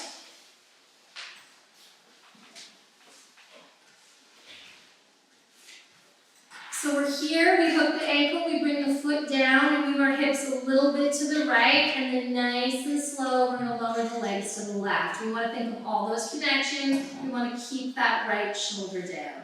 So if this was happening, you have 2 options. You can either float the leg or you can support the leg with a block. Which leg would I support? The bottom. Yeah. Right? Because that's the imaginary floor. Okay? Then when we're here, we hear this all the time. We push into our elbow to lift up our ribs, we lengthen our ribs, we try and straighten out our spine, we try and straighten out our neck so that we get on our spit. Really think about sitting the butt into the chair, hip flexors, knees, feet active. Today we're going to interlace our fingers and bring the hands to the back of the skull. Unless that's too much, then we can do this, right? Make sure you have the space. What I want us to try and find the hugging of the shoulders. So this is me hugging my shoulders, this is me not hugging my shoulders. So I want to really think ball into my armpit, shoulder hugging back into that armpit, right? Elbow crease is reaching, try to get rid of the wrinkles in the wrist. And then from here, we're going to see about exhaling to bring the elbows towards one another, inhaling to bring the elbows apart. We've got to really fire up those legs and try not to move the legs if we can help it. So it depends on where we are, right? But if we're floating, it's really hard, so we do want to wedge. Right? And then we'll do the other side. Right, same. Right, so arms come down, move your hips. Keep the 2 sides of the torso. We tend to bulge and shorten. So you want to really think about that hip flexor connection, coming down nice and slow, keeping the length on both sides of the torso, and then you have to kind of re-find it on this side. Right, to find that nice smooth shoulder, and then bam on that side. All right, when you're ready. I have a question actually about the twist. If Yeah. you're teaching beginners, Mm-hmm. would you still teach the leg cross, or would you ever just teach I always teach just that first. just like the Yeah. Yeah, and then you just see. So coming down one disc, one vertebra at a time. There's so many twists, don't start with the hard one.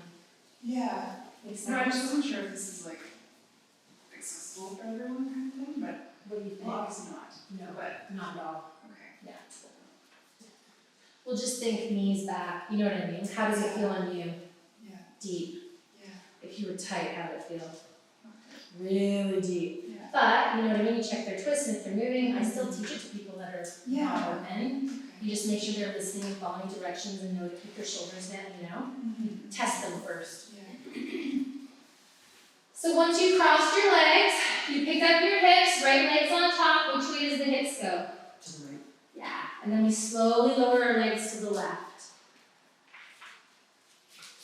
So we know our habits. Keep those feet nice and active. If you know you're a shortener on one side, don't do it. If you know that you tend to not be straight, make sure you stay straight. Then you push into the left elbow to pick up your ribs, move your ribs to the left, and lengthen your ribs away from the pelvis, and then find your neck, find your head, stack it. You can do T-arms, or you can interlace your fingers, right hand on top of left, and put the hand to the back of the skull, whatever you prefer. Lengthen from right hip to right armpit. So right armpit roots down, right hip lengthens. So it's that same getting rid of the, you know how this morning we had the waist that was disappearing on the bottom side? Reintroduce that waist. Use a wedge if you like. So your left leg on top, do the other way. Yeah.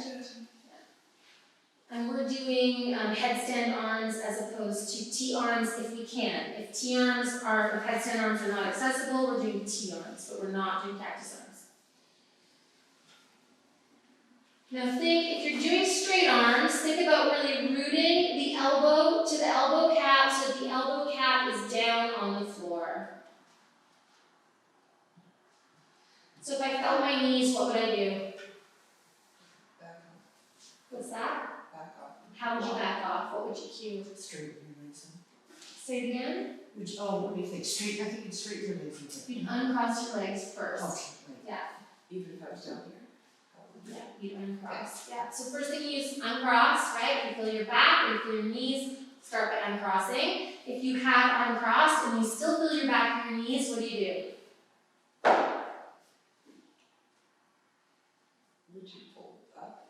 Yeah, you'd come out of it and you'd support the bottom leg, and if you still felt it, you'd put a block between the thighs. Does that make sense?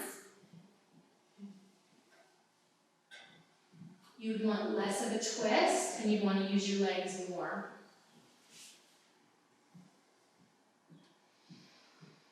And then just feel this, right? Breathe into the right side of the chest, breathe into the right armpit. This is such a great opener for so many people.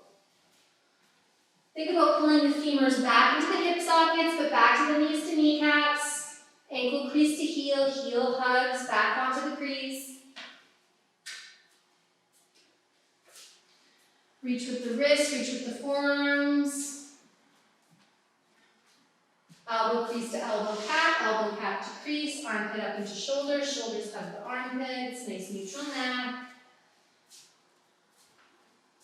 And then we'll add the twisty twist component. So if you're not leaning on something, lean on something by adding something underneath your bottom leg so that you can really root down.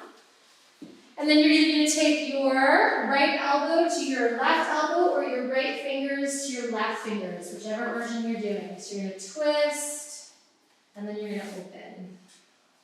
Try not to move the legs if you can.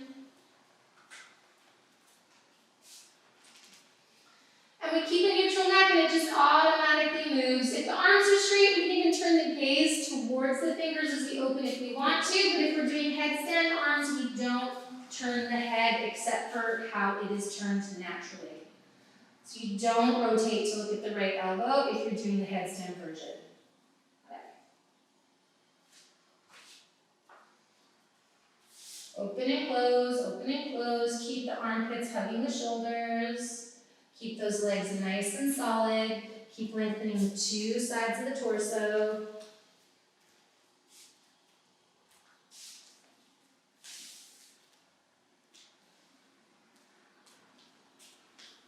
Let's do 3 more, and then let's open to stay open.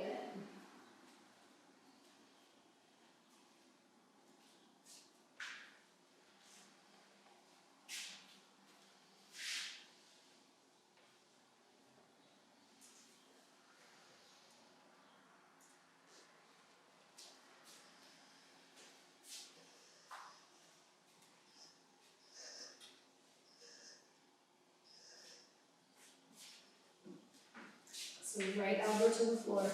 Yeah, there you go. You feel the difference? Reach your elbow.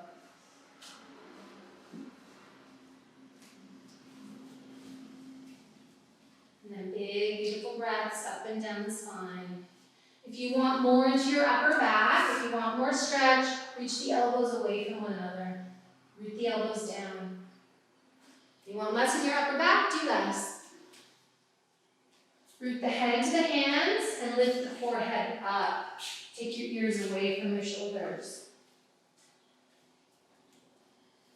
Armpits up into shoulders, shoulders hug back onto the armpits, skin of the armpits moves towards the ears. Let's just go 5 more breaths here.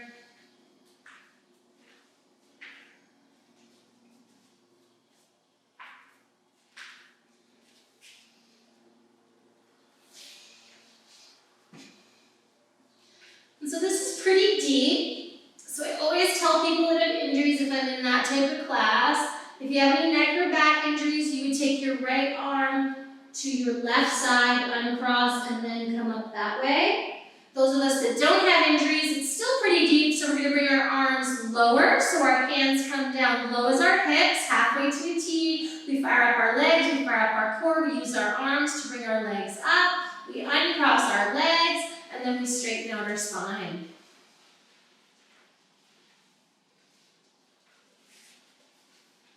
Then we're going to bring our knees together, our feet together. We're going to cross the left thigh nice and tight over right. If we can hook the foot, we're going to hook the foot. If not, we don't.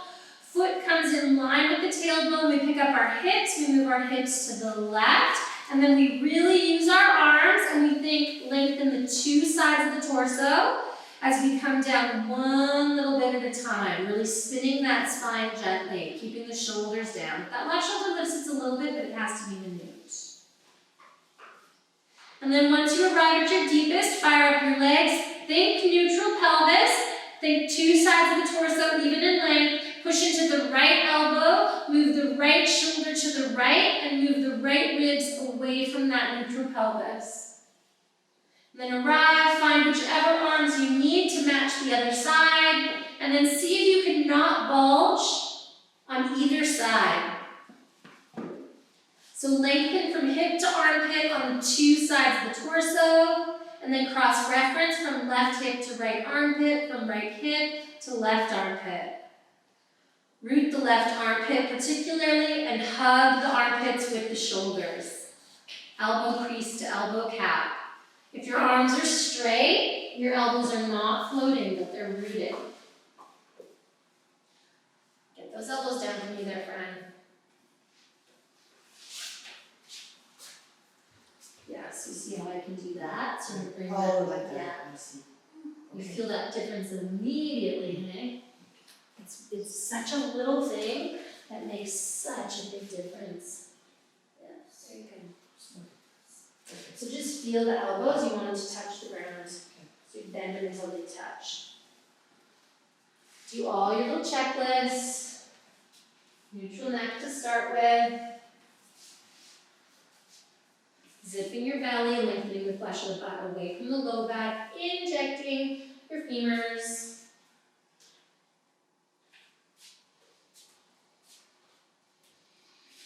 And then if your legs are floating, we don't want those legs to move, so you're going to support the under leg. So in this case, it would be the right leg that you're going to support. And then we're going to move the left arm, either elbows touch or fingers touch. But if you're doing straight arms, try and keep the shape of the arm so that we don't move from that little bent elbow to hyperextension, but we're keeping those elbows totally stable as we move.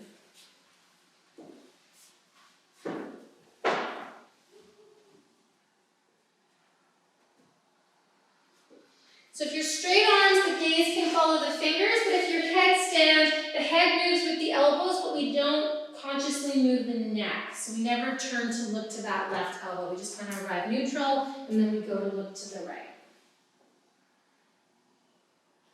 If arms are straight, the back of the skull can roll.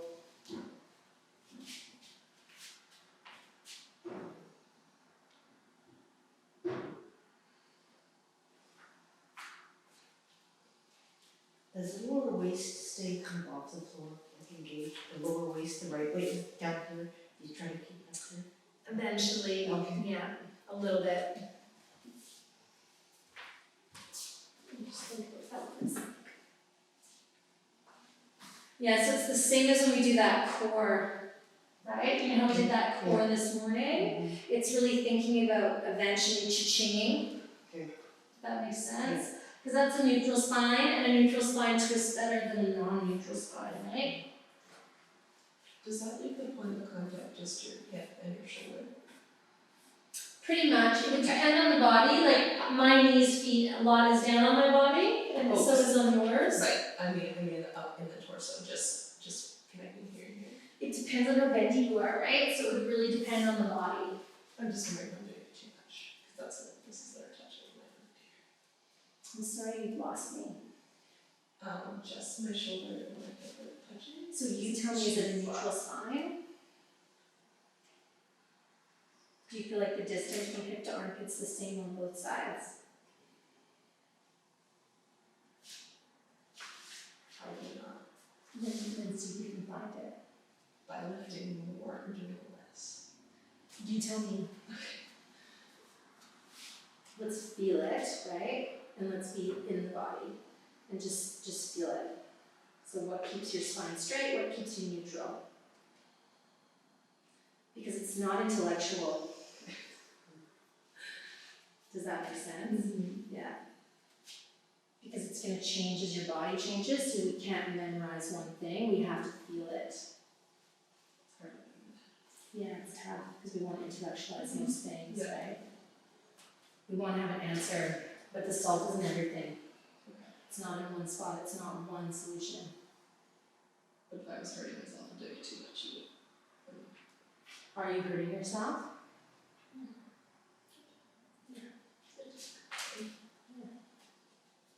And then just open up and hang out.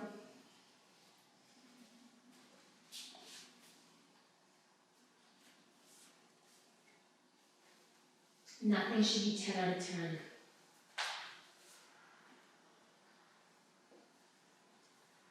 So if we're trying something new, we just try a little bit, right? So if the recipe needs more salt, we don't throw a cup of salt in. You throw a sprinkle and then you taste it, and you throw another sprinkle and then you taste it. Does that make sense? It's nice, eh? Yeah, it's really good if you're really, do you know what I mean? Like a noodle. There's benefits to both, right? Flexibility is amazing, strength is amazing, but if we can find the balance between the two, then we get stability. It's good. Stability and mobility as a team works really well. So if you want more in your upper back, what do? Anybody? Yeah. Root your elbows, take your elbows away from you. But again, too much tequila gives you a hangover. Just right. A cup of salt, not so good. You want something new? A tiny little bit of salt. Tiny little bit more elbow. See how that feels. What are your numbers?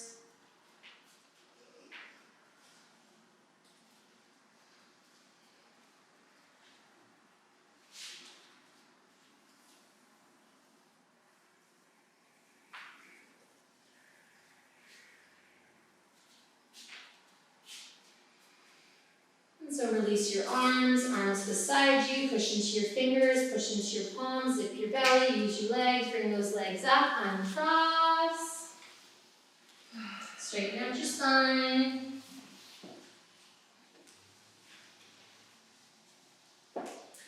What's the best thing after core? Like what's a good counter after core? Back bend. So if you feel like your wrists are warmed up enough for an Urdhva Dhanurasana, go for it, or a little bridge. If you're fatiguing, do a little bridge with a block underneath your sacrum like Setu Bandha.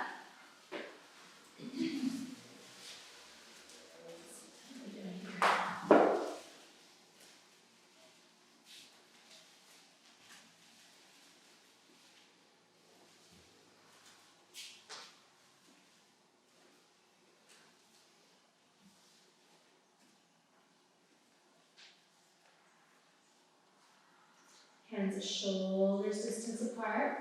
And so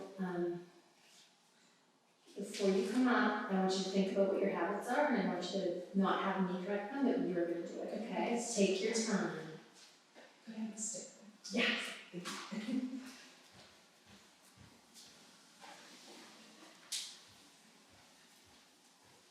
My new friend. Yes.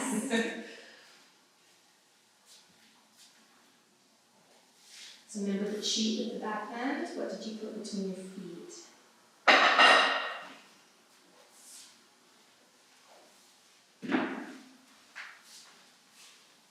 This is getting so much better, hey? You're getting it. So the shoulders are hugging back into those armpits, and because you're finding that, you're gonna keep your feet. You're gonna walk with one hand towards your foot. Just one hand. Where's my foot? So you're gonna pick up your hand, you're gonna move it towards your foot.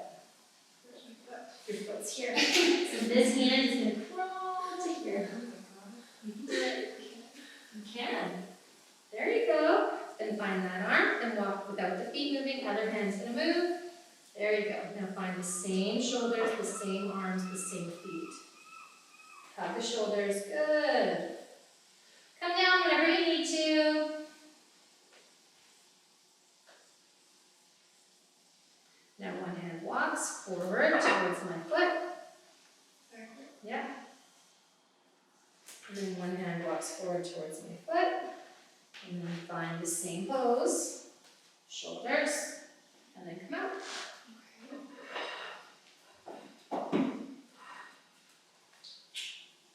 How do you pick up the shoulders? You feel it. And you felt it. Is that, okay. I felt it the first time, Yes.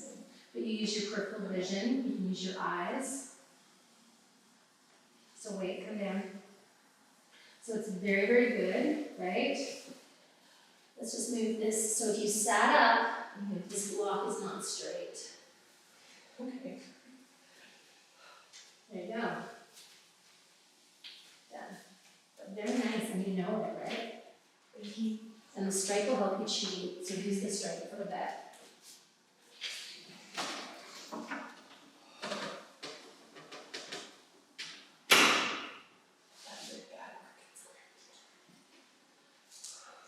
And then just lying flat on your back like Shavasana, eyes are open, fix your gaze.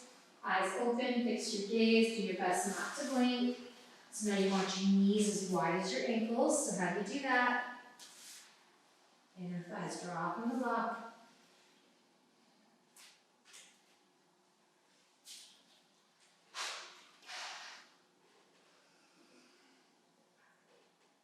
So if the legs are straightening, but the arms aren't, we need more arms. Less legs, more arms. Just seems like upside down, I'm like, I know, it's tricky. oh. Come down though, with your knees in alignment. So when we're doing the eye value, we want to think about our eyes being opened 80%. So I think about little sticks in my eyes, and my inner eyelids are trying to drop the sticks, and my outer eyelids are trying to squeeze the sticks. And then I go to my eyes, and I think about expanding or blowing out my eyes like they're a balloon, and I expand them just 5%. And then I go to my nostrils, and I think about broadening my nostrils from the opening all the way up the bridge of my nose. And then I find a nice 3-part yoga breath up and down my spine. And I really do my best not to blink. If I have to blink, do it with control. But then see if you can come back to open eyes.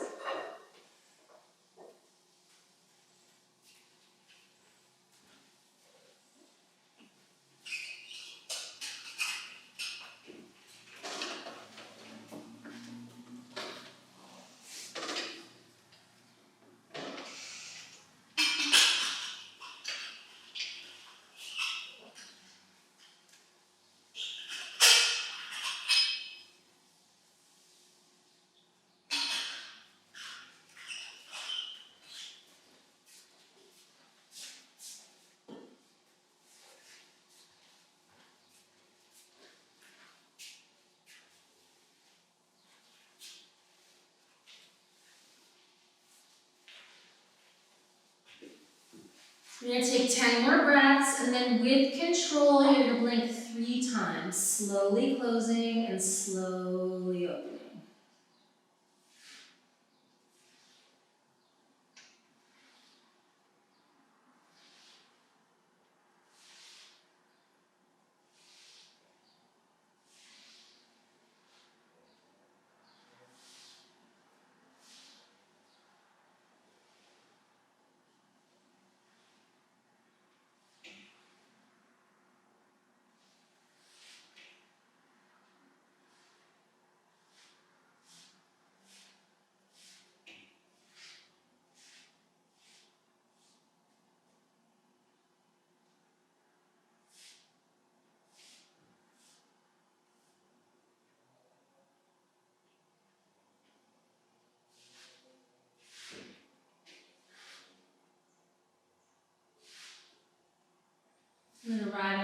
closed eyes. And then check in, do I have a neutral pelvis?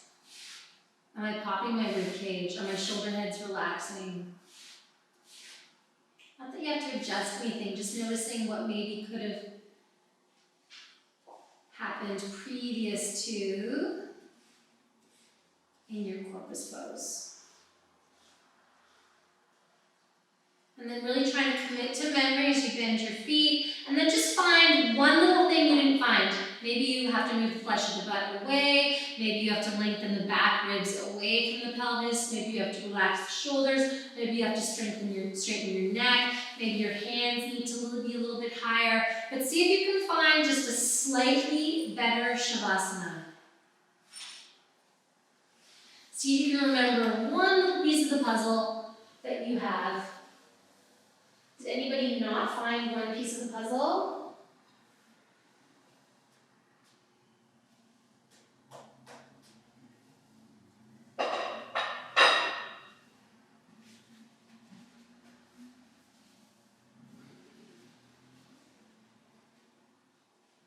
And then bending our knees, let's roll off to the right side, and let's look at some camels.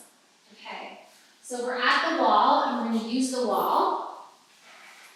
We're going to start with our toes tucked under.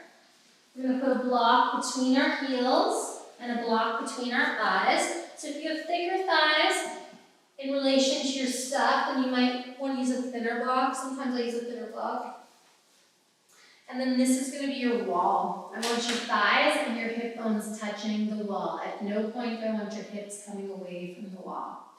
Hands to the butt, okay? A lot of people do low back. Am I pushing my low back forward in this pose? No. What am I pushing forward? My pelvis. Flesh of butt moves down, pelvis and booty push forward. Right? Big difference. Elbows pull in, elbow creases. Look at what that does to my neck and my upper back, and I haven't even gone anywhere. Look at how lovely my neck feels. Ah. If I don't do my elbows, see the difference in my neck? It's just so much freer if I find that, right? So the first set, we're using the hands to move the butt down, we're using the hands to move the hips forward, we're keeping our thighs at the wall, we go back with the elbows. You can teach a lot of camels with this neck. When I put my head on the ground, my neck is neutral. I'm on the crown of my head, it's not this, right? So when we're teaching newbies, we just teach this, chin tucked, back of the neck nice and long. If and when it frees, then the head can go. Right? First round, we keep our hand in our butt. Second round, we can put either our fingers or our palms onto our heels, but our hips haven't moved away from the wall. We remember which hand goes, we put the other hand, and then we come up as slowly as we can. One disc, one vertebra at a time. Head comes up last. Really important to remember the head comes up last part. And then what's the rest? No. So child's pose is not the rest. So, and that's good that you said that. So think of your spine, right? And it's a nice, what are those called? Paper clip. Imagine if you took that paper, we bend it one way, bend it the other way, bend it the other way, bend it the other way. Right? It's like back and forth, back and forth, back and forth, back and forth. We want to go back, relax, and then after we do all that, we close it. We don't want to open, close, open, close, open, close, open, close. Is Venkatesh's theory, right? He's an amazing backbender, so I stick with what he says. There is some merit to the Katona way, which we're going to learn after this, okay, as a close. Okay, so let's try it. So we're at the wall. This is our wall. We're going to put one block just between our heels, one block between our thighs, okay? Sometimes knees are sensitive in camel, so you can double up your mat. And remember, it's heels. So you got to put it in your heels at a slight angle so it's not ankles. Toes are tucked, and we have as good a grip on those toes as we can get. Hands on the butt, elbows pull in and back. And let's just stay with our forehead, our chest, and our thighs at the wall for a minute, okay? I'm going to talk you through it. So block is at an angle between the heels. Around toes. What's that? Yeah, toes are tucked. It's an art form.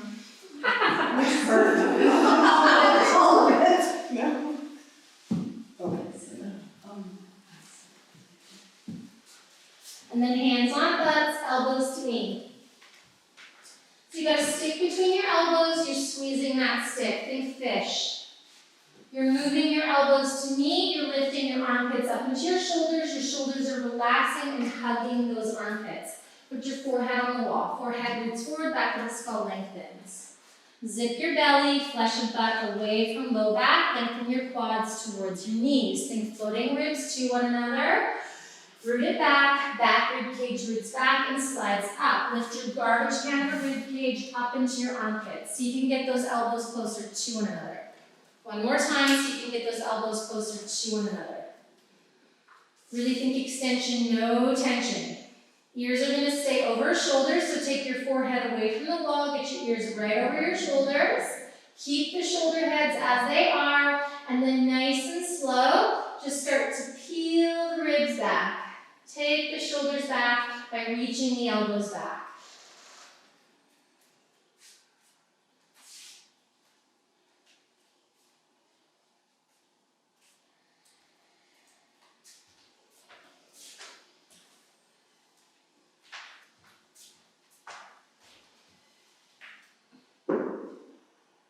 You see that? Do you see why I'm just straight?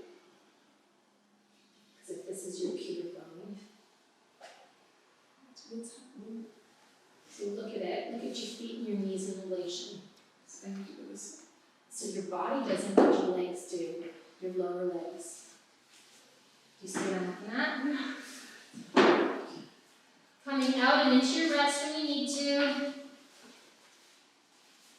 It's tricky, I know. So take that knee to the wall if you can. Yeah, there you go. Really too wide. No, so wait. You just need to start to learn ankle, knee, and hip in a straight line. It's tricky. See this? That's what I was doing. Yeah. Okay. This is so think about it, right? See?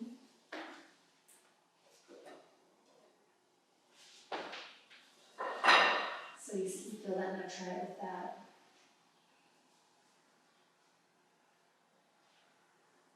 Good. I know. Yeah, take a rest. You don't have to do it long, right? Better do a little bit right alignment. It's going to be hard because it's, you know what I mean? It's hard stuff. Could you explain the rest again, Michelle? What's in this? Just exactly like that. Like Caitlin Do exactly like Caitlin. So you're sitting on your ankles, right hand on top of the left hand, ditch your blocks. If you want the energetic circle, right toe on top of left toe, big toe. If you want to go really technical. That's Venkatesh, but he is pretty special. So I really take his advice on things, even if I don't get it, when it comes to back bending. Knees apart or together? Together, just exactly like that. And if you need to sit on height to get a straight back, you put exactly. You put a block between your ankles, yeah. But then lengthwise so both butts are down, yeah, perfect. Exactly. Yeah, exactly. Once you slow down your heart rate, do it again with the toes tucked. Maybe one hand comes to one heel, other hand to the other heel. Remember which hand goes so that the same side comes up, so that the next time you do it, the other arm goes down and the other arm comes up. Does that make sense? How I've explained that? So toes are tucked, same, so the heels are higher. Block between the thighs, block between the feet. Hands on the butt, flesh of the butt away from the low back, pelvis forward.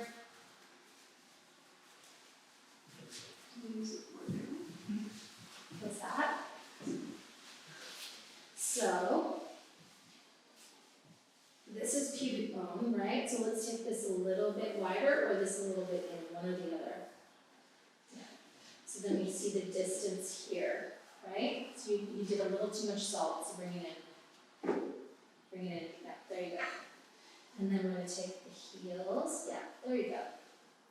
And should I block? You can, you don't have to. If you're feeling fatigued, it's going to make you work harder. And then hands on the butt. Nice. And I think of the ankle creases, knee creases, elbow creases, and move into the post.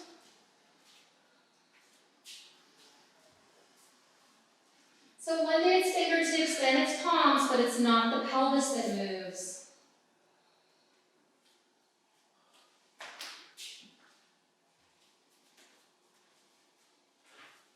You're holding these as long as you want to hold these. Can we let our hip go, Michelle? Yeah, for sure. Yeah. And then when you come out, it's the hand that went in, the other hand, and then you really stack slowly. Armpits hugging shoulders, shoulders hugging armpits. Move the skin of your armpits up. Lift your sternum up. So we're wrapping around and lifting. And when you're down, well, now you can look at this because this will be helpful to you. So she's really thinking shoulder heads down. She's thinking of this wrapping around, armpits moving up here to eventually release her traps. There you go. And see that lift? And she was really similar to you not that long ago. You guys had the same stuff there.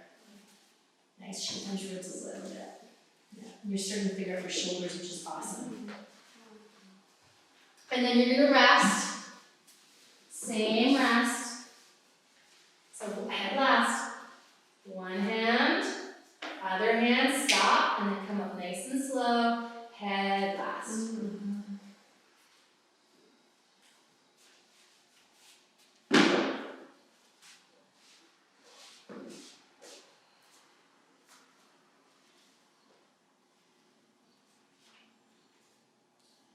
So can you get your sternum bug up here if you're a shoulder sloucher? Can you get the shoulder heads back, armpits forward, sternum bug lifted? Can you find your natural lumbar curve? Are your shoulders over your hips? Are your ears over your shoulders? So for the third one, if it was really easy for you to get your palms onto your heels, you're going to do an upward dog foot. Right? We all know an upward dog foot. Feet are pointed, ankles are lifted. Same, hips at the wall. Remember, double up the mat. Yeah, triple, whatever you want. Rubber's better than blanket though, because it doesn't slip. Okay. Yeah. Are we doing blocks again too? Yeah, we'll do blocks one more time. Blocks and wall one more time. So if it's hard to grab the heels and you're going for the heels, you keep the toes tucked for that little bit of height, right? If you're not grabbing the heels at all and you think you won't grab the heels on this one either, you could do upward dog foot just to do something different. Same, hands on your butt moving down, hips moving forward, quads lengthening, hamstrings injecting, zigzag those legs. It's really important to find the knee crease and the ankle crease. Elbows pull in like a fish, and then reach with the elbows. Nothing else has to change except you start to peel your elbows off the floor. And then notice, stop for a sec, Laura, go back. Notice if one elbow is leading the way. Yeah. So this, I was doing it this way. Yeah. Okay, good to know. Too much salt, a little less salt. There you go.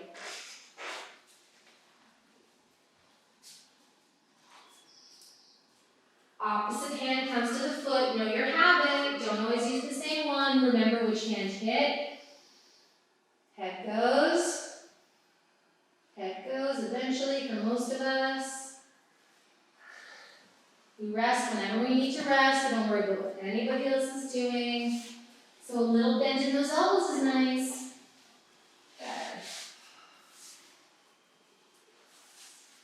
Head last. Memorize it. That's going to be your mantra. It's so important. If you don't get it here, it's really tricky later.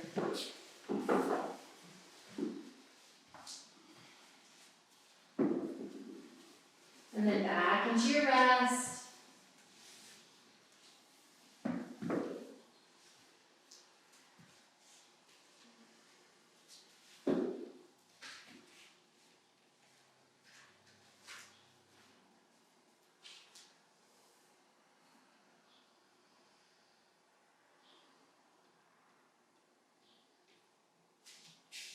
So Negatesh says the best thing you can be is as still as is humanly possible. You find your seated position, you get those shoulder heads back.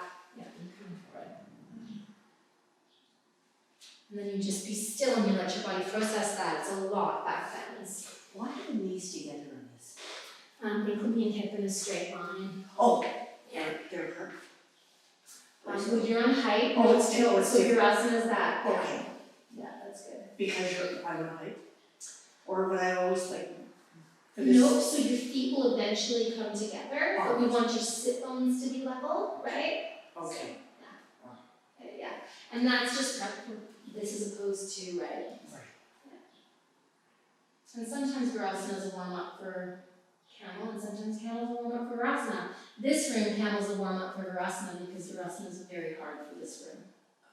If I'm getting cramping with my thighs, is it better to stay here or can I come out for my rest? So what do you think you would do? You tell me. This is the rest now. So, but what do you do if you start to feel anything? You come out, you lengthen, you straighten, right? What do you do? Whatever with the rest.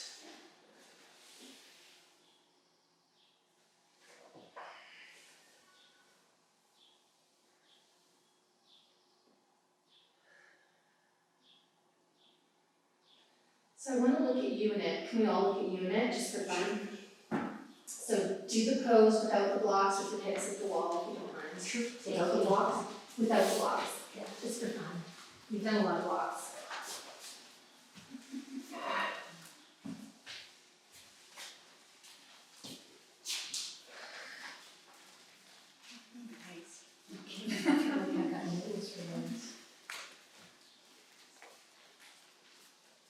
Hands on the hips, yeah. So it's not bad, but come back here and take a look.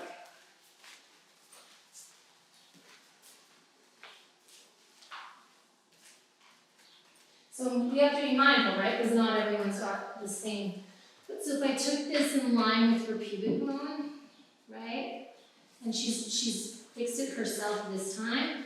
But if I was gonna get really picky, I'd bring this thigh in. Just a little bit. Yeah. And then I want you, so she's a knee knocker. So I want her to bring her feet in or her knees out. Yeah, so you're bring this foot right in. Yeah, there we go. And then I'm gonna really work on lengthening the toe mounds and the heels. This one's gonna come out a little bit more.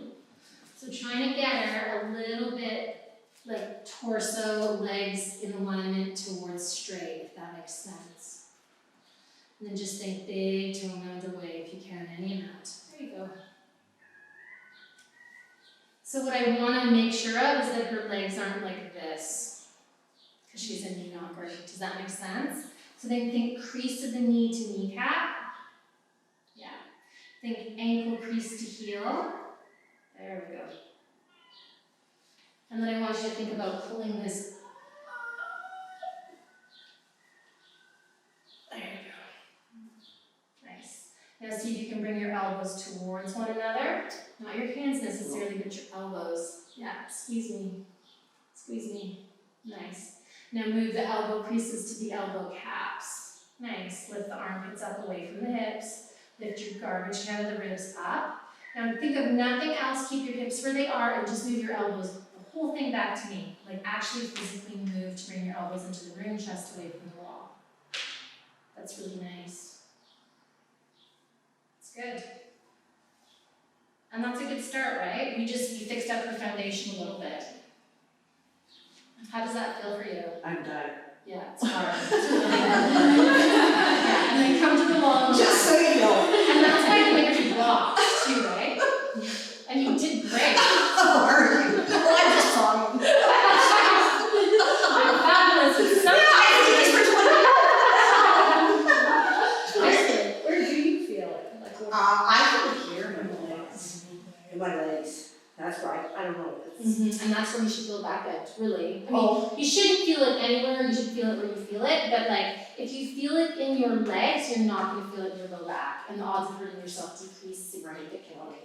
She's not using her legs, she's gonna come way the hell away from the wall, but it's not gonna do her any good. right. Yeah.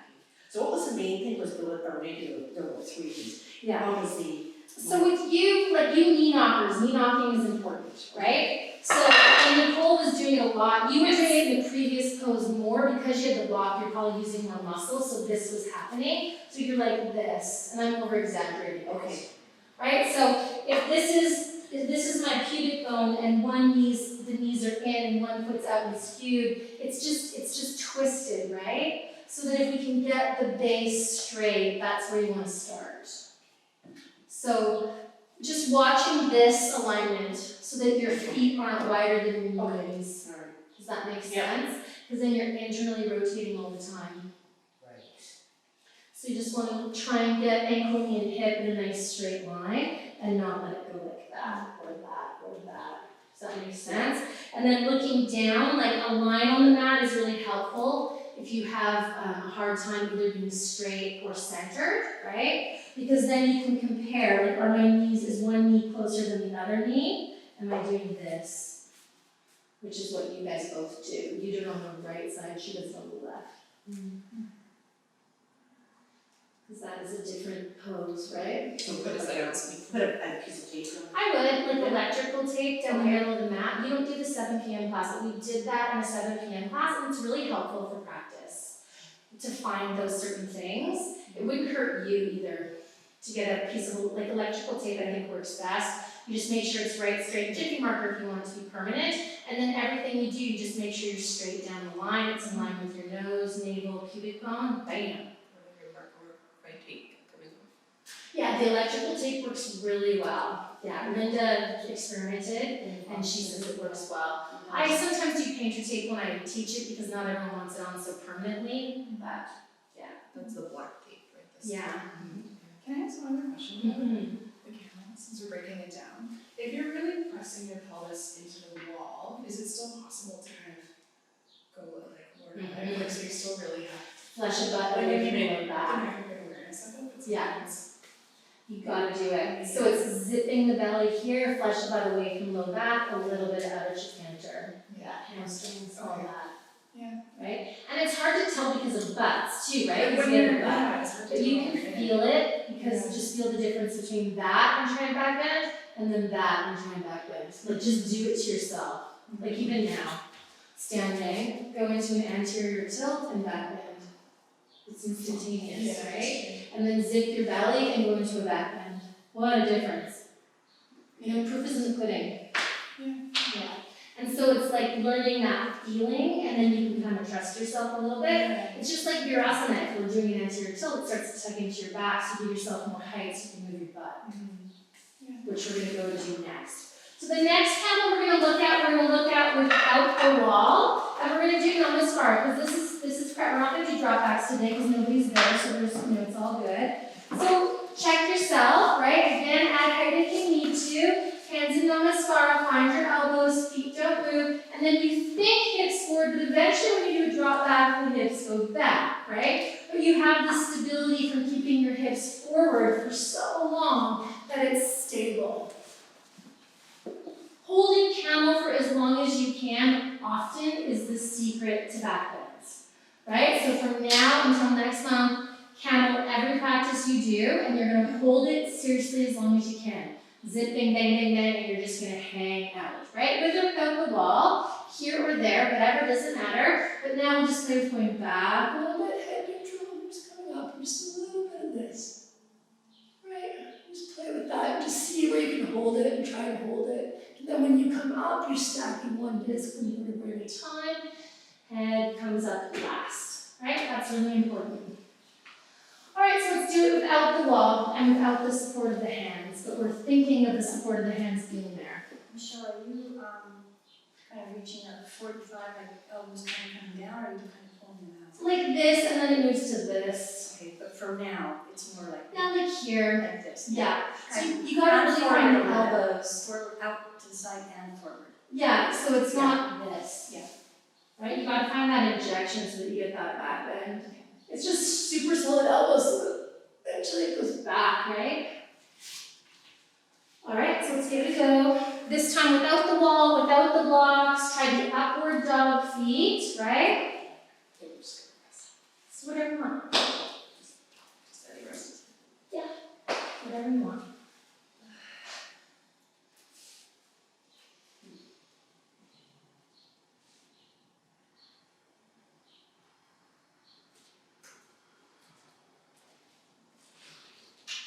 Better? Yeah.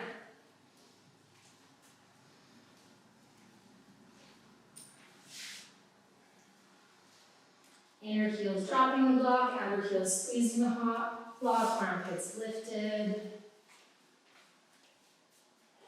Flush your butt down, zip, zip, zip, zip, zip, zip, zip, zip, zip.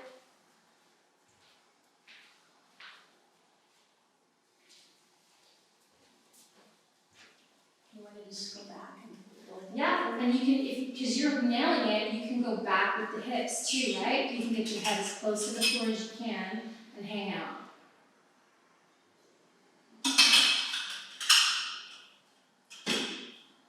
So energetically, you're thinking neutral pelvis, but you can go back if you want to. So go back, go back, go back, go back. Bring your head back, bring your head to my hands.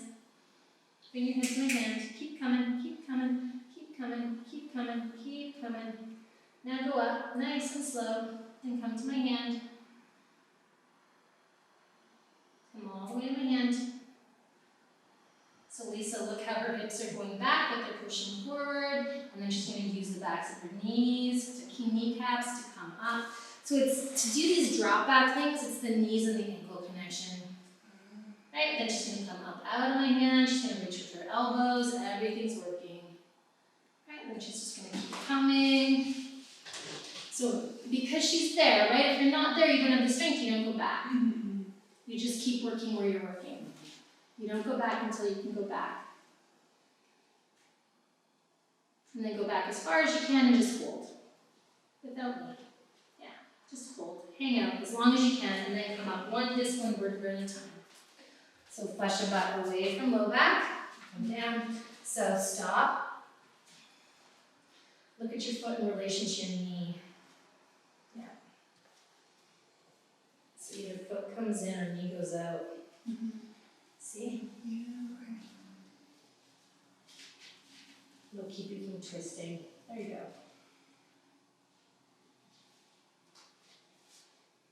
So now find your elbows, stronger arms. Way stronger arms. You're gonna do pincher, you're gonna do a headstand. Flush your butt down, zip, zip, zip, zip, zip, zip, zip. Good. Now lift up your sternum bug. There you go. Now start to go back. Go back, the butt pushes forward. Yeah, see that's where she needs to build her strength. Yeah, now bring your hips back a little bit as you bring your head to my hand. Yeah, hips can come back a little bit, but you're still pushing forward. There you go. And just hang out, and then one disc, one vertebra at a time. Head comes last, head comes last, head comes last. See, So hard. I know. So just what you do is practice that, right? Yeah. You practice the heel grab. That's where you're at. Laura's been heel grab a long time, so she can play differently, right? So let's take a nice rest.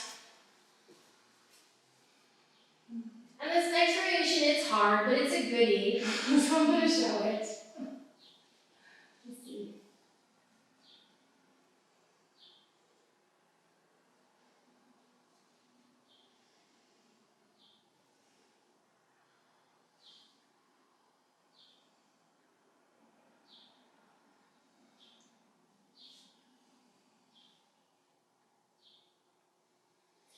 Alright, so this variation, this is a Katona one. I really like it because it really teaches you how to move your hips and the folds and stuff like that, this hip flexor connection, but it's not easy. So we start down, here the knees are wider, right, because we're coming into this stance, right? So we want this stance, but almost like in a child's pose position. You grab onto your heels, you lift up, you move the hips forward, you come back, you bring the hips down. So it's really thinking about moving those hip flexors. So it's really working those creases, right? It looks easy, but give it a go. It's tricky. So grab onto your heels, knees and feet are within. It doesn't matter if you don't get it. It's hard. No. Yeah, just like the previous camel. You never know though until you try, so it's worth trying. You're kind of on the side though, you're not doing, you're kind of like that. Yeah, I'm just grabbing my heels, Yeah, so my yeah. thumbs are on the outside. It's the Yeah. same as if I was going to grab my heels here, right? Yeah. It's the same as a heel grab. Okay. And the odds are, if you can't do a heel grab, you're not going to get it, but you can play with it a little bit, right? You can get the lift of the butt. So then you come down, you lift your head, you move the hip crease forward, you lift the arm, hip crease up, you bring the head up. There you go, Laura. And then back, fold it, fold it, fold it, fold it. Yep, you're folding it. And then back forward, and then back up. Fold it forward, fold it back. It's odd, I know. I do work. So then think of something And then pushing your hip flexors back. And then just go in and out and in and out. 20 times. It's tricky.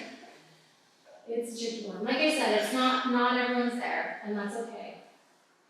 So if you want to do a different variation, you can, or you can just watch people folding themselves like origami. Flush his body stuff. Another nice thing to play with is like you could sit on the block or sit on your heels and just try to come up with the legs and just try and go down with the legs, right? So it's just leg strength, trying to keep that neutral pelvis. And you could do different arms if you wanted to, if the folding isn't happening. Yeah. So it's a good way to kind of get it. Like you said, is there something in between? This is in between. Hip crease back, fold hip crease. So that's a nice one, because even if you had, people with knees, they could do this. Yeah, it's hard though, but yes, But it's I mean, really hard. But even if they're just going like this.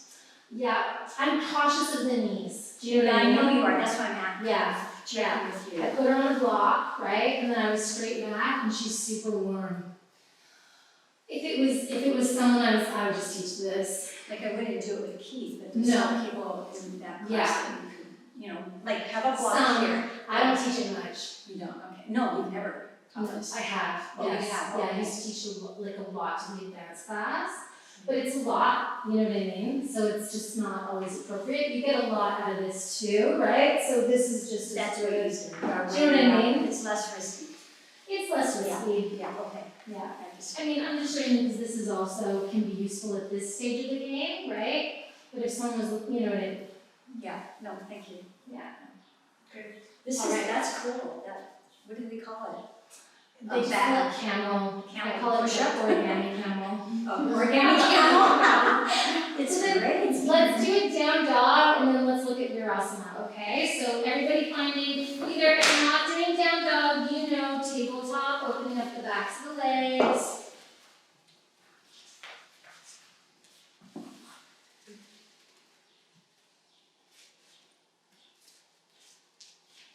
And then let's take our knees out, toes in, let's come in and find a straight back child's pose. So we know our habits, let's see if we can get rid of our habits and find that straight spine, no hunchy mid back. And then just breathing there, relaxing our shoulders, lifting our armpits up.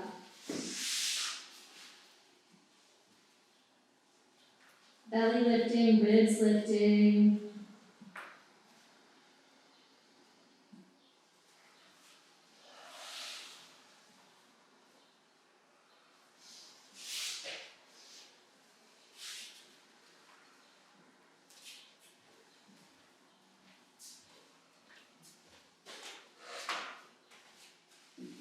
Okay, so you're in creeper. What are you gonna do with your arm bones? No, I want you to want it higher. Like, not necessarily, but that's good. No, lower, the regular height, yeah. Okay. Yeah, so you're gonna do less with your arms, right? You feel that just happened to your back of your neck? Yeah, you can do that. That's your salt, baby, and you've got too much of it. You feel the difference, hey? Yeah. Good.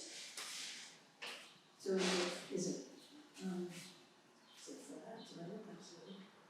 You look fabulous, you look like you. Everybody wants to look like Laura. Sign us up for 70 with you.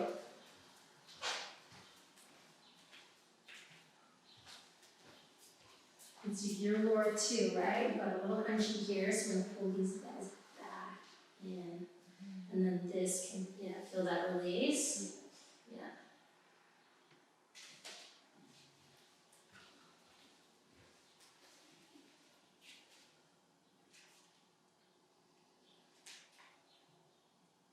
Let's just go 5 more breaths here.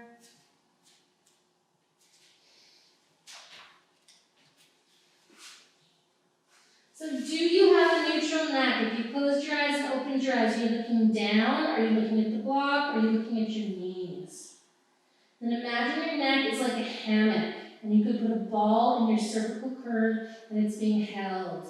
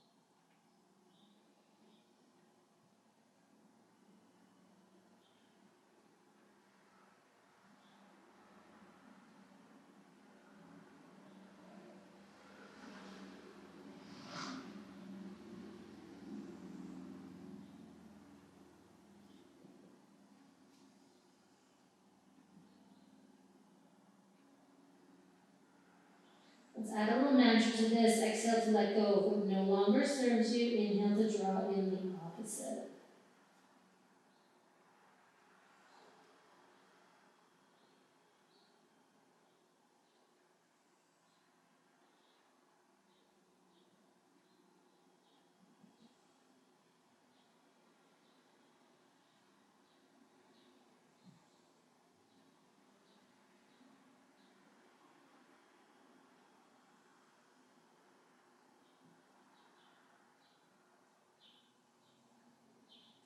Ten more breaths, really sticking with your mantra.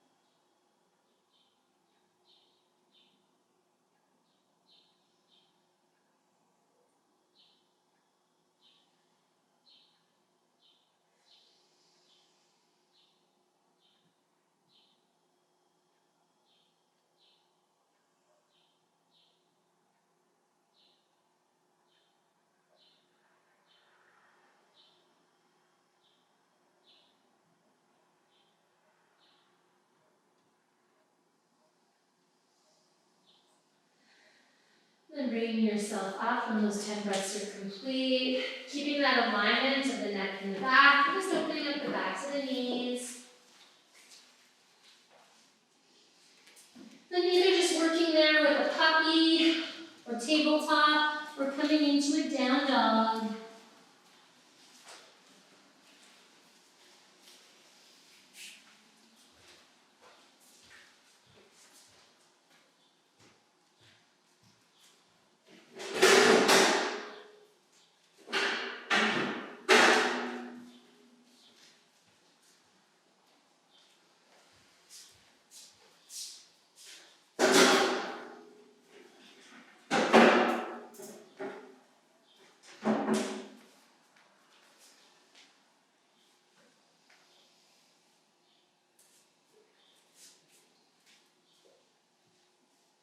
What's your habit? What's that thing I'm always harassing you for?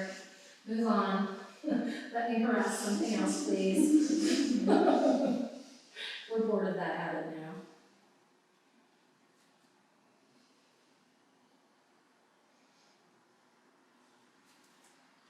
I had this student, I probably corrected the back of her neck and head stand for like 2 years, and then finally I just took her aside and said, "Can we please move on?"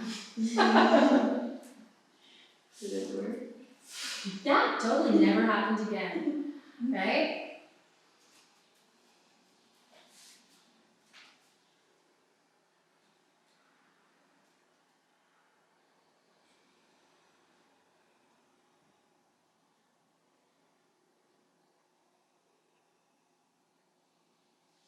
And then drop down onto your knees, and then get what you think you need for Virasana, and then let's look at everybody's setup, okay? If you have no idea, don't worry about it, we'll teach you, but just if you know or you think you know what you need, get it, If you're not sure but you've got a decent idea, get it. If you know you need something but you don't know what, still get something. Just try. Try. Yeah. For Supta, we're going back. Okay. This is Supta Virasana. Right? So get what you think you need for that. Is one of these chairs for me? Yes, it's chair. Feel free to use a chair. So I'm curious. Yeah. Is that what it was? No, Or is it this way? flip it other way. Yeah, you got it. Yeah.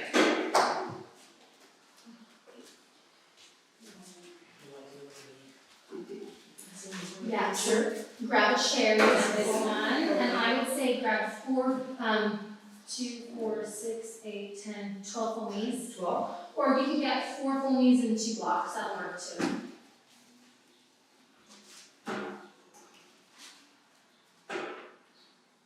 And 2 bolsters.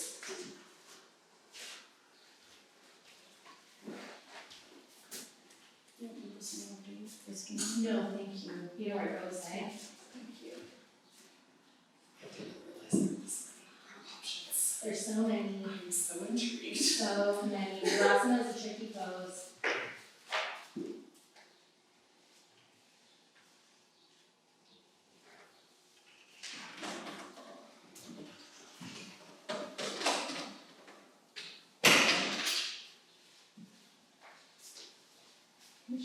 Yeah.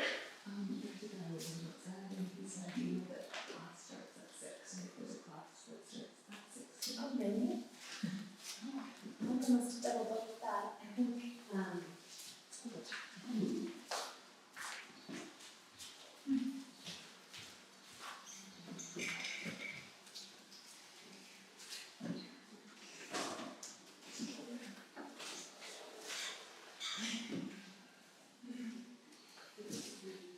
Is there another option?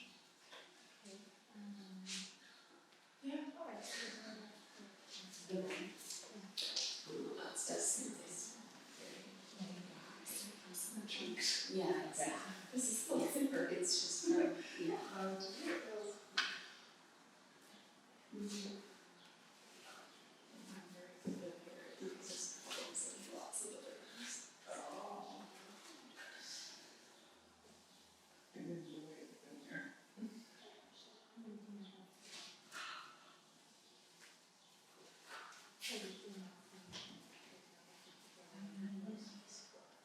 It there's a tiny clock over there, it looks like it's like 6:35. If that's really. This is 5:35. 25 to 6. 5:35. alright, so let's look at you first because you nailed it. So the first thing we check, right, is whatever height's under our butt, we want to have, when Noah has, the same height all the way back. So Laura's going to have 1 block under her butt, so she knows she needs the same height all the way back. She knows that she's on basically 2 blocks, so she's on 3 little green foamies, so it's less than last time, so we'll see how that goes. Last time it was 4, but leave it, let's try it because you're really warmed up. She's got her thighs touching and her feet a little bit wide, so one day she's going to sit on the floor because she will, right? She's got her chair. I'm going to bring her chair in just a tiny bit closer, just because if you think about her going that far back, it's a little bit trickier. So I'm going to bring this guy in like this, and then I rest the bottom guy on there. I might have brought it in too close. We'll see. We'll see how that ends up. Okay. And then what's really important for her is to lift up her butt and move it that way. So she's got her blocks here. And then as she comes back, she's going to think of what she just did here, right? And she's going to lift up, she's going to move her butt away from her low back, and then she's going to come down onto the butt, and she's going to come down nice and slow. How's that? Can you go back further? Did I bring it too close? Well, this was really nice. Does it feel nice? Do you want to go deeper, or does this feel fabulous? Well, let's start with this. Because I feel like it feels good at first, but then after a few Yeah. minutes, you're like, oh. Yeah. Let's get you.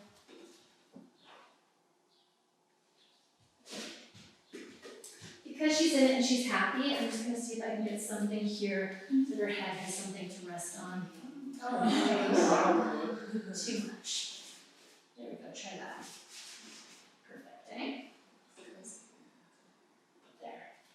Here's her shoulders, and then she's gonna have her arms beside her. She's got pretty much the same height under her hand as her butt, although this is a little tiny bit higher, right? Palms up, she's gonna hang out there. After a while, her back feels good, knees, quads feels good. She's gonna grab her elbows and take her elbows. All right, so that looks good. So all I have to change is just bring it in a tiny bit closer, also because you're on less height, so that'll make a difference. All right, so Laura, let's look at you. So her knees are together, she's sitting down. It's a straight line from the baby toe edge of the foot, so that when she eventually sits between her feet, you see how the feet hug the butt, right? Like that. And then she's gonna push in her hand, she's gonna move the flesh of the butt away from the low back, and she's gonna come down nice and slow. Lengthening her quads, lengthening the backs of the knees.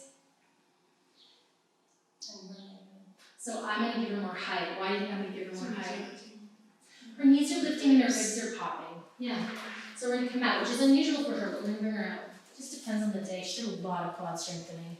So this is still yours. Ooh, that's so dangerous. That's so naughty of me. What? I could have killed myself there, and that would have been all my fault. So now she's gonna do the same thing. There we go. It's better. Ribs, quads, really find that connection. There you go. And then when you're ready, she's gonna hang like this, and then she's gonna grab her elbows and come in. So you see the difference? I don't want anybody's knees to float, because floating knees, it's more dangerous.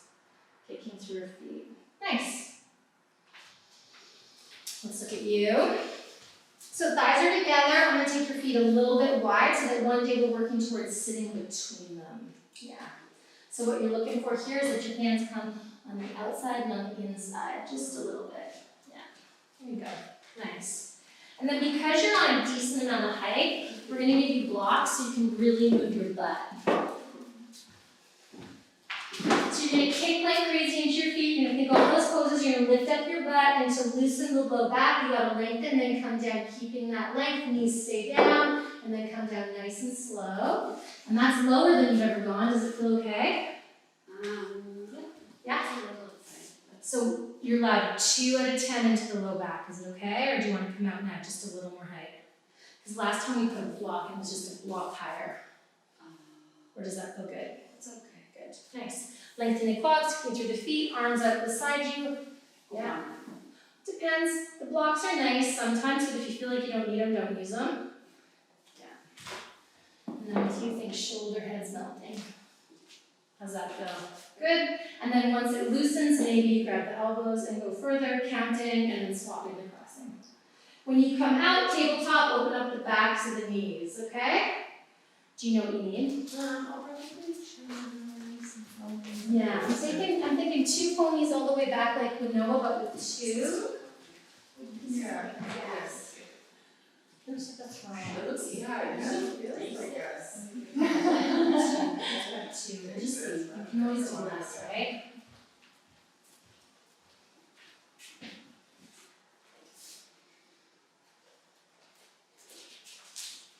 So two for me and three. Yeah, wait for me. We're gonna get you. Yeah.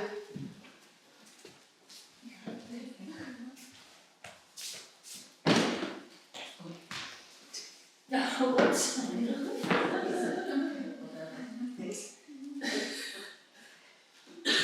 I've got your 2 bolsters over here already, Jessica. Yeah. This is a super thin mat for Virasana, so we're going to get you another mat too. Just because of the knees and the ankles, it's pretty full on. Oh, I know. Remember those to do yours on top. It's not the faces on that. Alright, so when you put, and I'm guessing you could go lower if you need to, but let's start here. So whatever height's under your butt is all the way back, and then you're gonna sit here, knees together, ankles wider than your outer thighs. Is that better? Is that better? And so then I put one with T, one here, so ankles a little bit wider. So if I came on your outer hips with the ruler, I could come on your inner ankles, so these come out. So one day you want to be able to sit here, so you want to have this, yeah, a little bit wider. Yeah, if you can, even a tiny bit wider. And it might need more height. Does that feel okay? Good. And then use your hands in the blocks. You're allowed to have a 1 or a 2 out of 10 pulling into the back, but no more than that. Push it at the blocks to lift up your butt and move the flesh of the butt away from the low back to bring it down. And then you can bring your hands onto the floor and just slowly come down. Shouldn't feel it in your knees. How's that feel? Do you want more, or does that feel right? This is okay. Yeah. Feels like quad. Good. Quad stretch is what we're looking for most people. Arms out beside you, palms up, hang. If it starts to feel really good and mellow, then you can grab your elbows and go up. So, we're going to sit you here. I'm going to put one guy here. Maybe sit a little bit for you. And then, can you grab me a different bolster, Laura, or whoever? Like a more narrow one? Yeah, mine. You don't mind. The ones that are mine. I don't care as long as it's mine. This one. I don't like these ones as much. Ah. I like the ones that we have made. All right. So now you're going to sit here, knees together.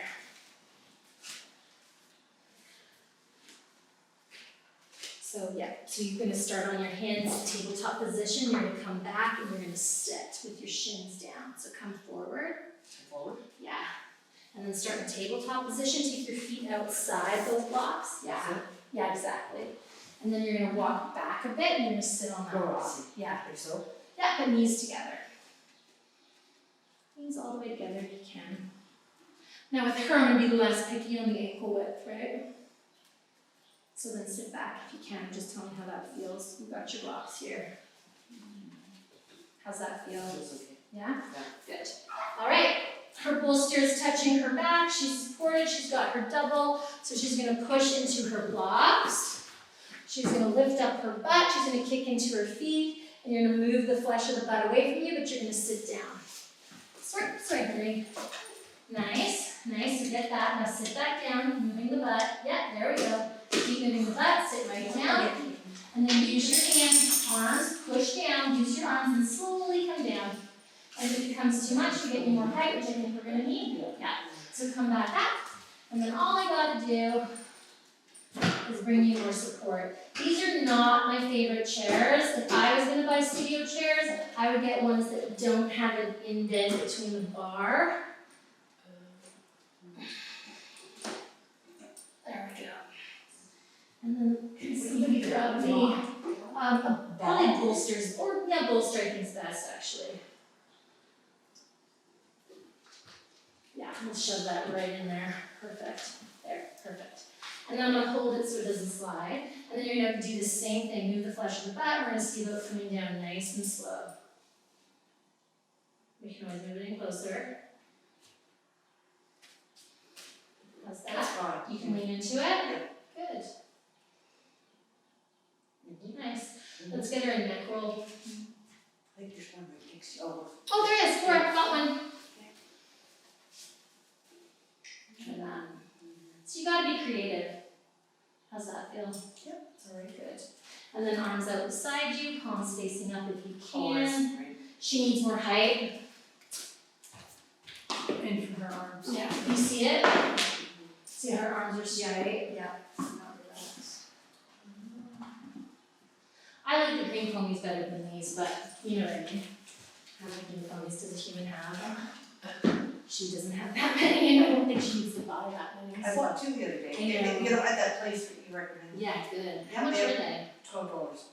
Excellent. That's a good price. Yeah, it's a great price. The green foamies are $12 across from the old Canadian Tire to Foam Shop. There you go. So if she had enough green foamies, it's better. But let's do this. Is it better because it's softer? It's a bigger space. Okay. Yeah. Oh, I see. More surface area. For more support. Yeah, Is that she's the got more room to like Oh, I see. stable. But see, it's just nicer on her shoulders when she has that little bend in her elbows. that little bit, so that's the question for you. You can, if you can get the relaxation through the shoulders, have the arms on the floor, but on certain heights, sometimes it's better to have just a little height under the hands. And then you go.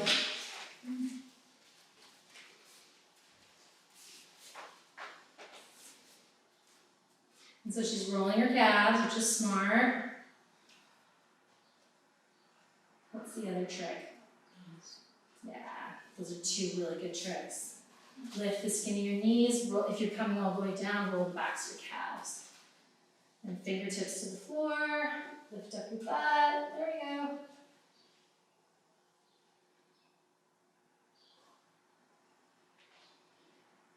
Yeah, it's a lot of length in the butt, length in the butt, length in the butt. You need some height. I just haven't, I may not, it's been a while. So do you think she needs height? Yeah, a big bridge. She could do this, but she's probably never going to move past this if she just keeps doing this, right? Because you see it all the time, right? It's better, I think it's better to do less with better alignment, but sometimes do this, right? You're going to bang out a minute or two, do it, right? But most of the time, I would say, and her quads are tight because she just did a ton of quaddy back bending, right? So then we're going to put this here, and she's going to think flesh of butt away from low back, and she's going to come down using her arms just like she did. Really think neutral pelvis, neutral pelvis, neutral pelvis, more neutral pelvis, more zippy, zippy, zippy, more. So it's better. Ribs, nice. She's gonna do the arms. I'd give her, she's long, I'd give her another one so that her arms don't go past her ears, right? So, or I could make her hold them. I wouldn't make her hold them. That would be mean.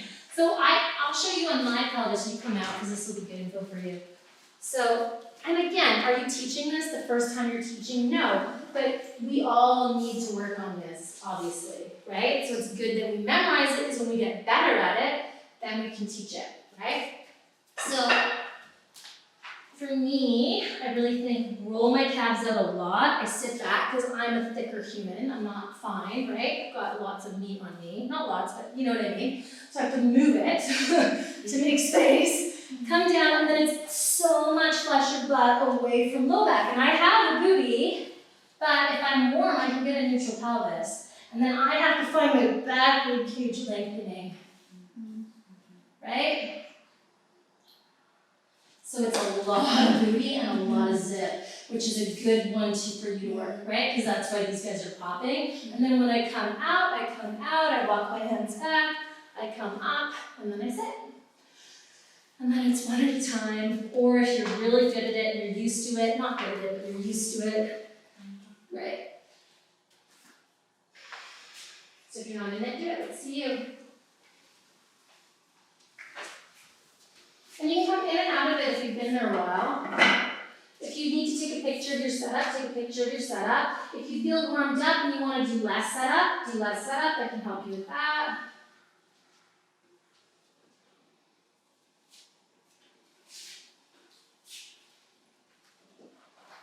So show me.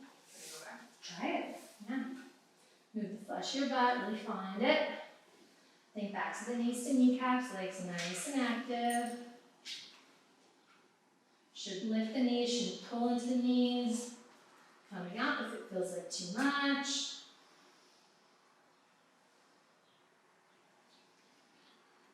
That's a nice neutral pelvis. How does it feel? This is my happy pose. Yeah. So I would just say keep her feet super active. Make sure that her feet aren't widening, right? Make sure she's lengthening her quads. She doesn't have a lot of space, but she can try grabbing the elbows. Yeah, so you grab them here, yeah, bingo, and then just keep that rib connection. It's a beautiful pose on you.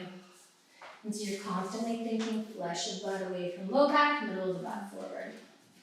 There's a time where you banned me from this for like a good year. I know. That you like was tough. Yeah, but it was too much for my knees. Oh, not because she likes it.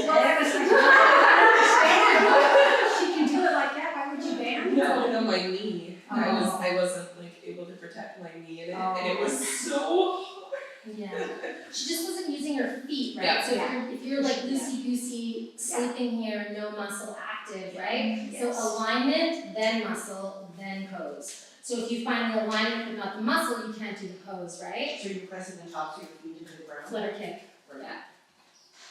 And with you, you've got the muscle. So she's like spaghetti that's cooked, and you're spaghetti that's not cooked, right? So it's great for you guys to work together because she needs to understand what you're feeling and what you need, and you need to understand what she needs so that you can teach both, right? And both are good, both are just different. It's harder, I think, to be a wet noodle.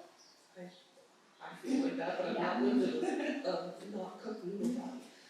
It's like more fun than you. You just, like, I could do this before, but my knee it wouldn't hurt in the pose, but I'd get out of it. Yeah. And boom, my knee would just be So she has to kick, flush her butt away from low back. And if she was coming into it with, like, think about an anterior tilt and not feeling it, right? Because if that body awareness isn't there, then you're doing damage to your back and doing it, right? As well as your knee. Eliza was just doing all this research into people with loose joints, because she has extremely loose joints, and she always had heart palpitations and stuff, and she's doing all this research saying it's all related, because actually your heart itself is kind of loosely connected, and all this anxiety and all this other stuff is actually connected to loose joints. It's Interesting, like hey? fascinating. Yeah, so interesting. You should get her to send you that, and you should post that. Yeah, that would be a good thing for us to read about.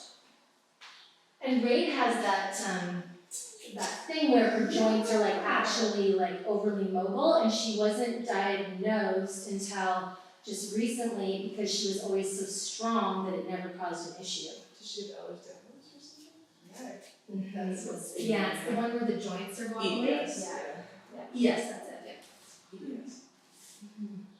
You know me for acronyms. How would they diagnose that? Because of pain in the joints. Okay. Yeah. She's like chronic pain. Yeah, and she's the third person I know with that. Yeah, and she didn't actually have pain in her joints because of the dancing, and then when she quit dancing, she did the yoga, but they did a blood test for something, and they found it. Her mom was a contortionist. What's that? Her mom was a contortionist. Yes! Like, Yeah, her mom just happened to be a contortionist. Like one of those circus performers, like for real. You should see the photos. Oh my god. Marie, she's my nanny and she comes to yoga. Yeah, and she's her nanny too. So making sure you're swapping your crossings. We're not going to be here too long. Just take a few more breaths.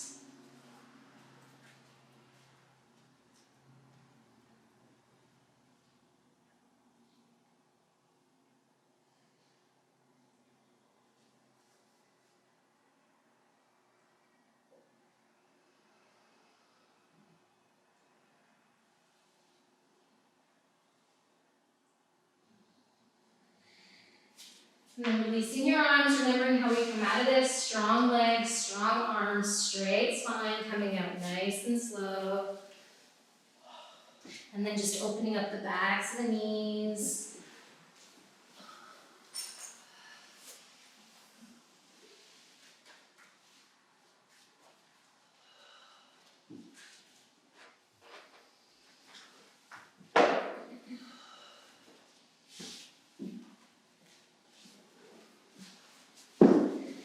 And then when you're ready, you can do a dog if you want, always an option. We're going to take our legs to a 90-degree angle, so it's not our widest, it's a corner of the wall. Michelle, did you say that this is prep for camel or vice versa? I said both. It depends on the room. Yeah. I said, like, for me, I use it for prep for camel, and I do variations that open up my mid-back. This room, it's a hard pose, so camel's a nice warm-up. Because now my quads feel nice and So for you, it would be nice to do the reverse, but both are great. Yeah. it's really nice after tightening up. Yeah, totally.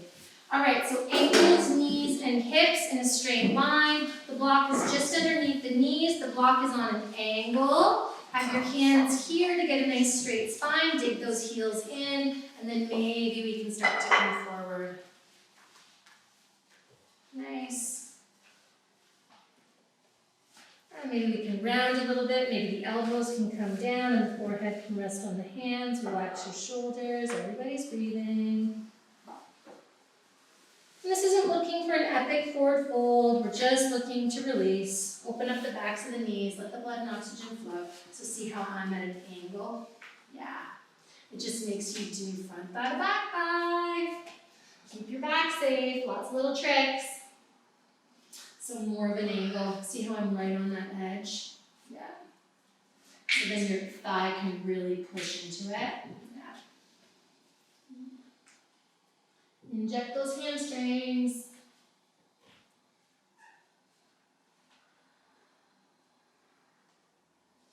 So another good place to measure, if this was the center, are my feet equal distance from the center? Am I on the outer heel, inner heel, are my knees tracking my feet? Check, check, check, check, check, right? Let's just go 2 more breaths here.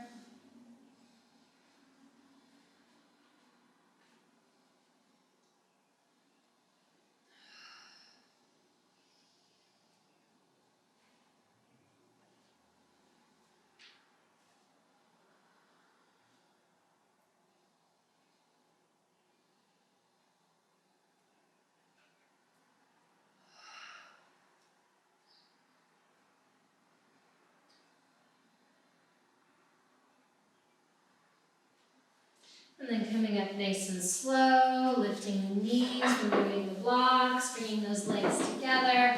Lots of room behind us, knees together, feet together, coming down. Give those legs a little hug. You can rock if you want to rock. Do what you feel you need to do, and then make your way into Shavasana.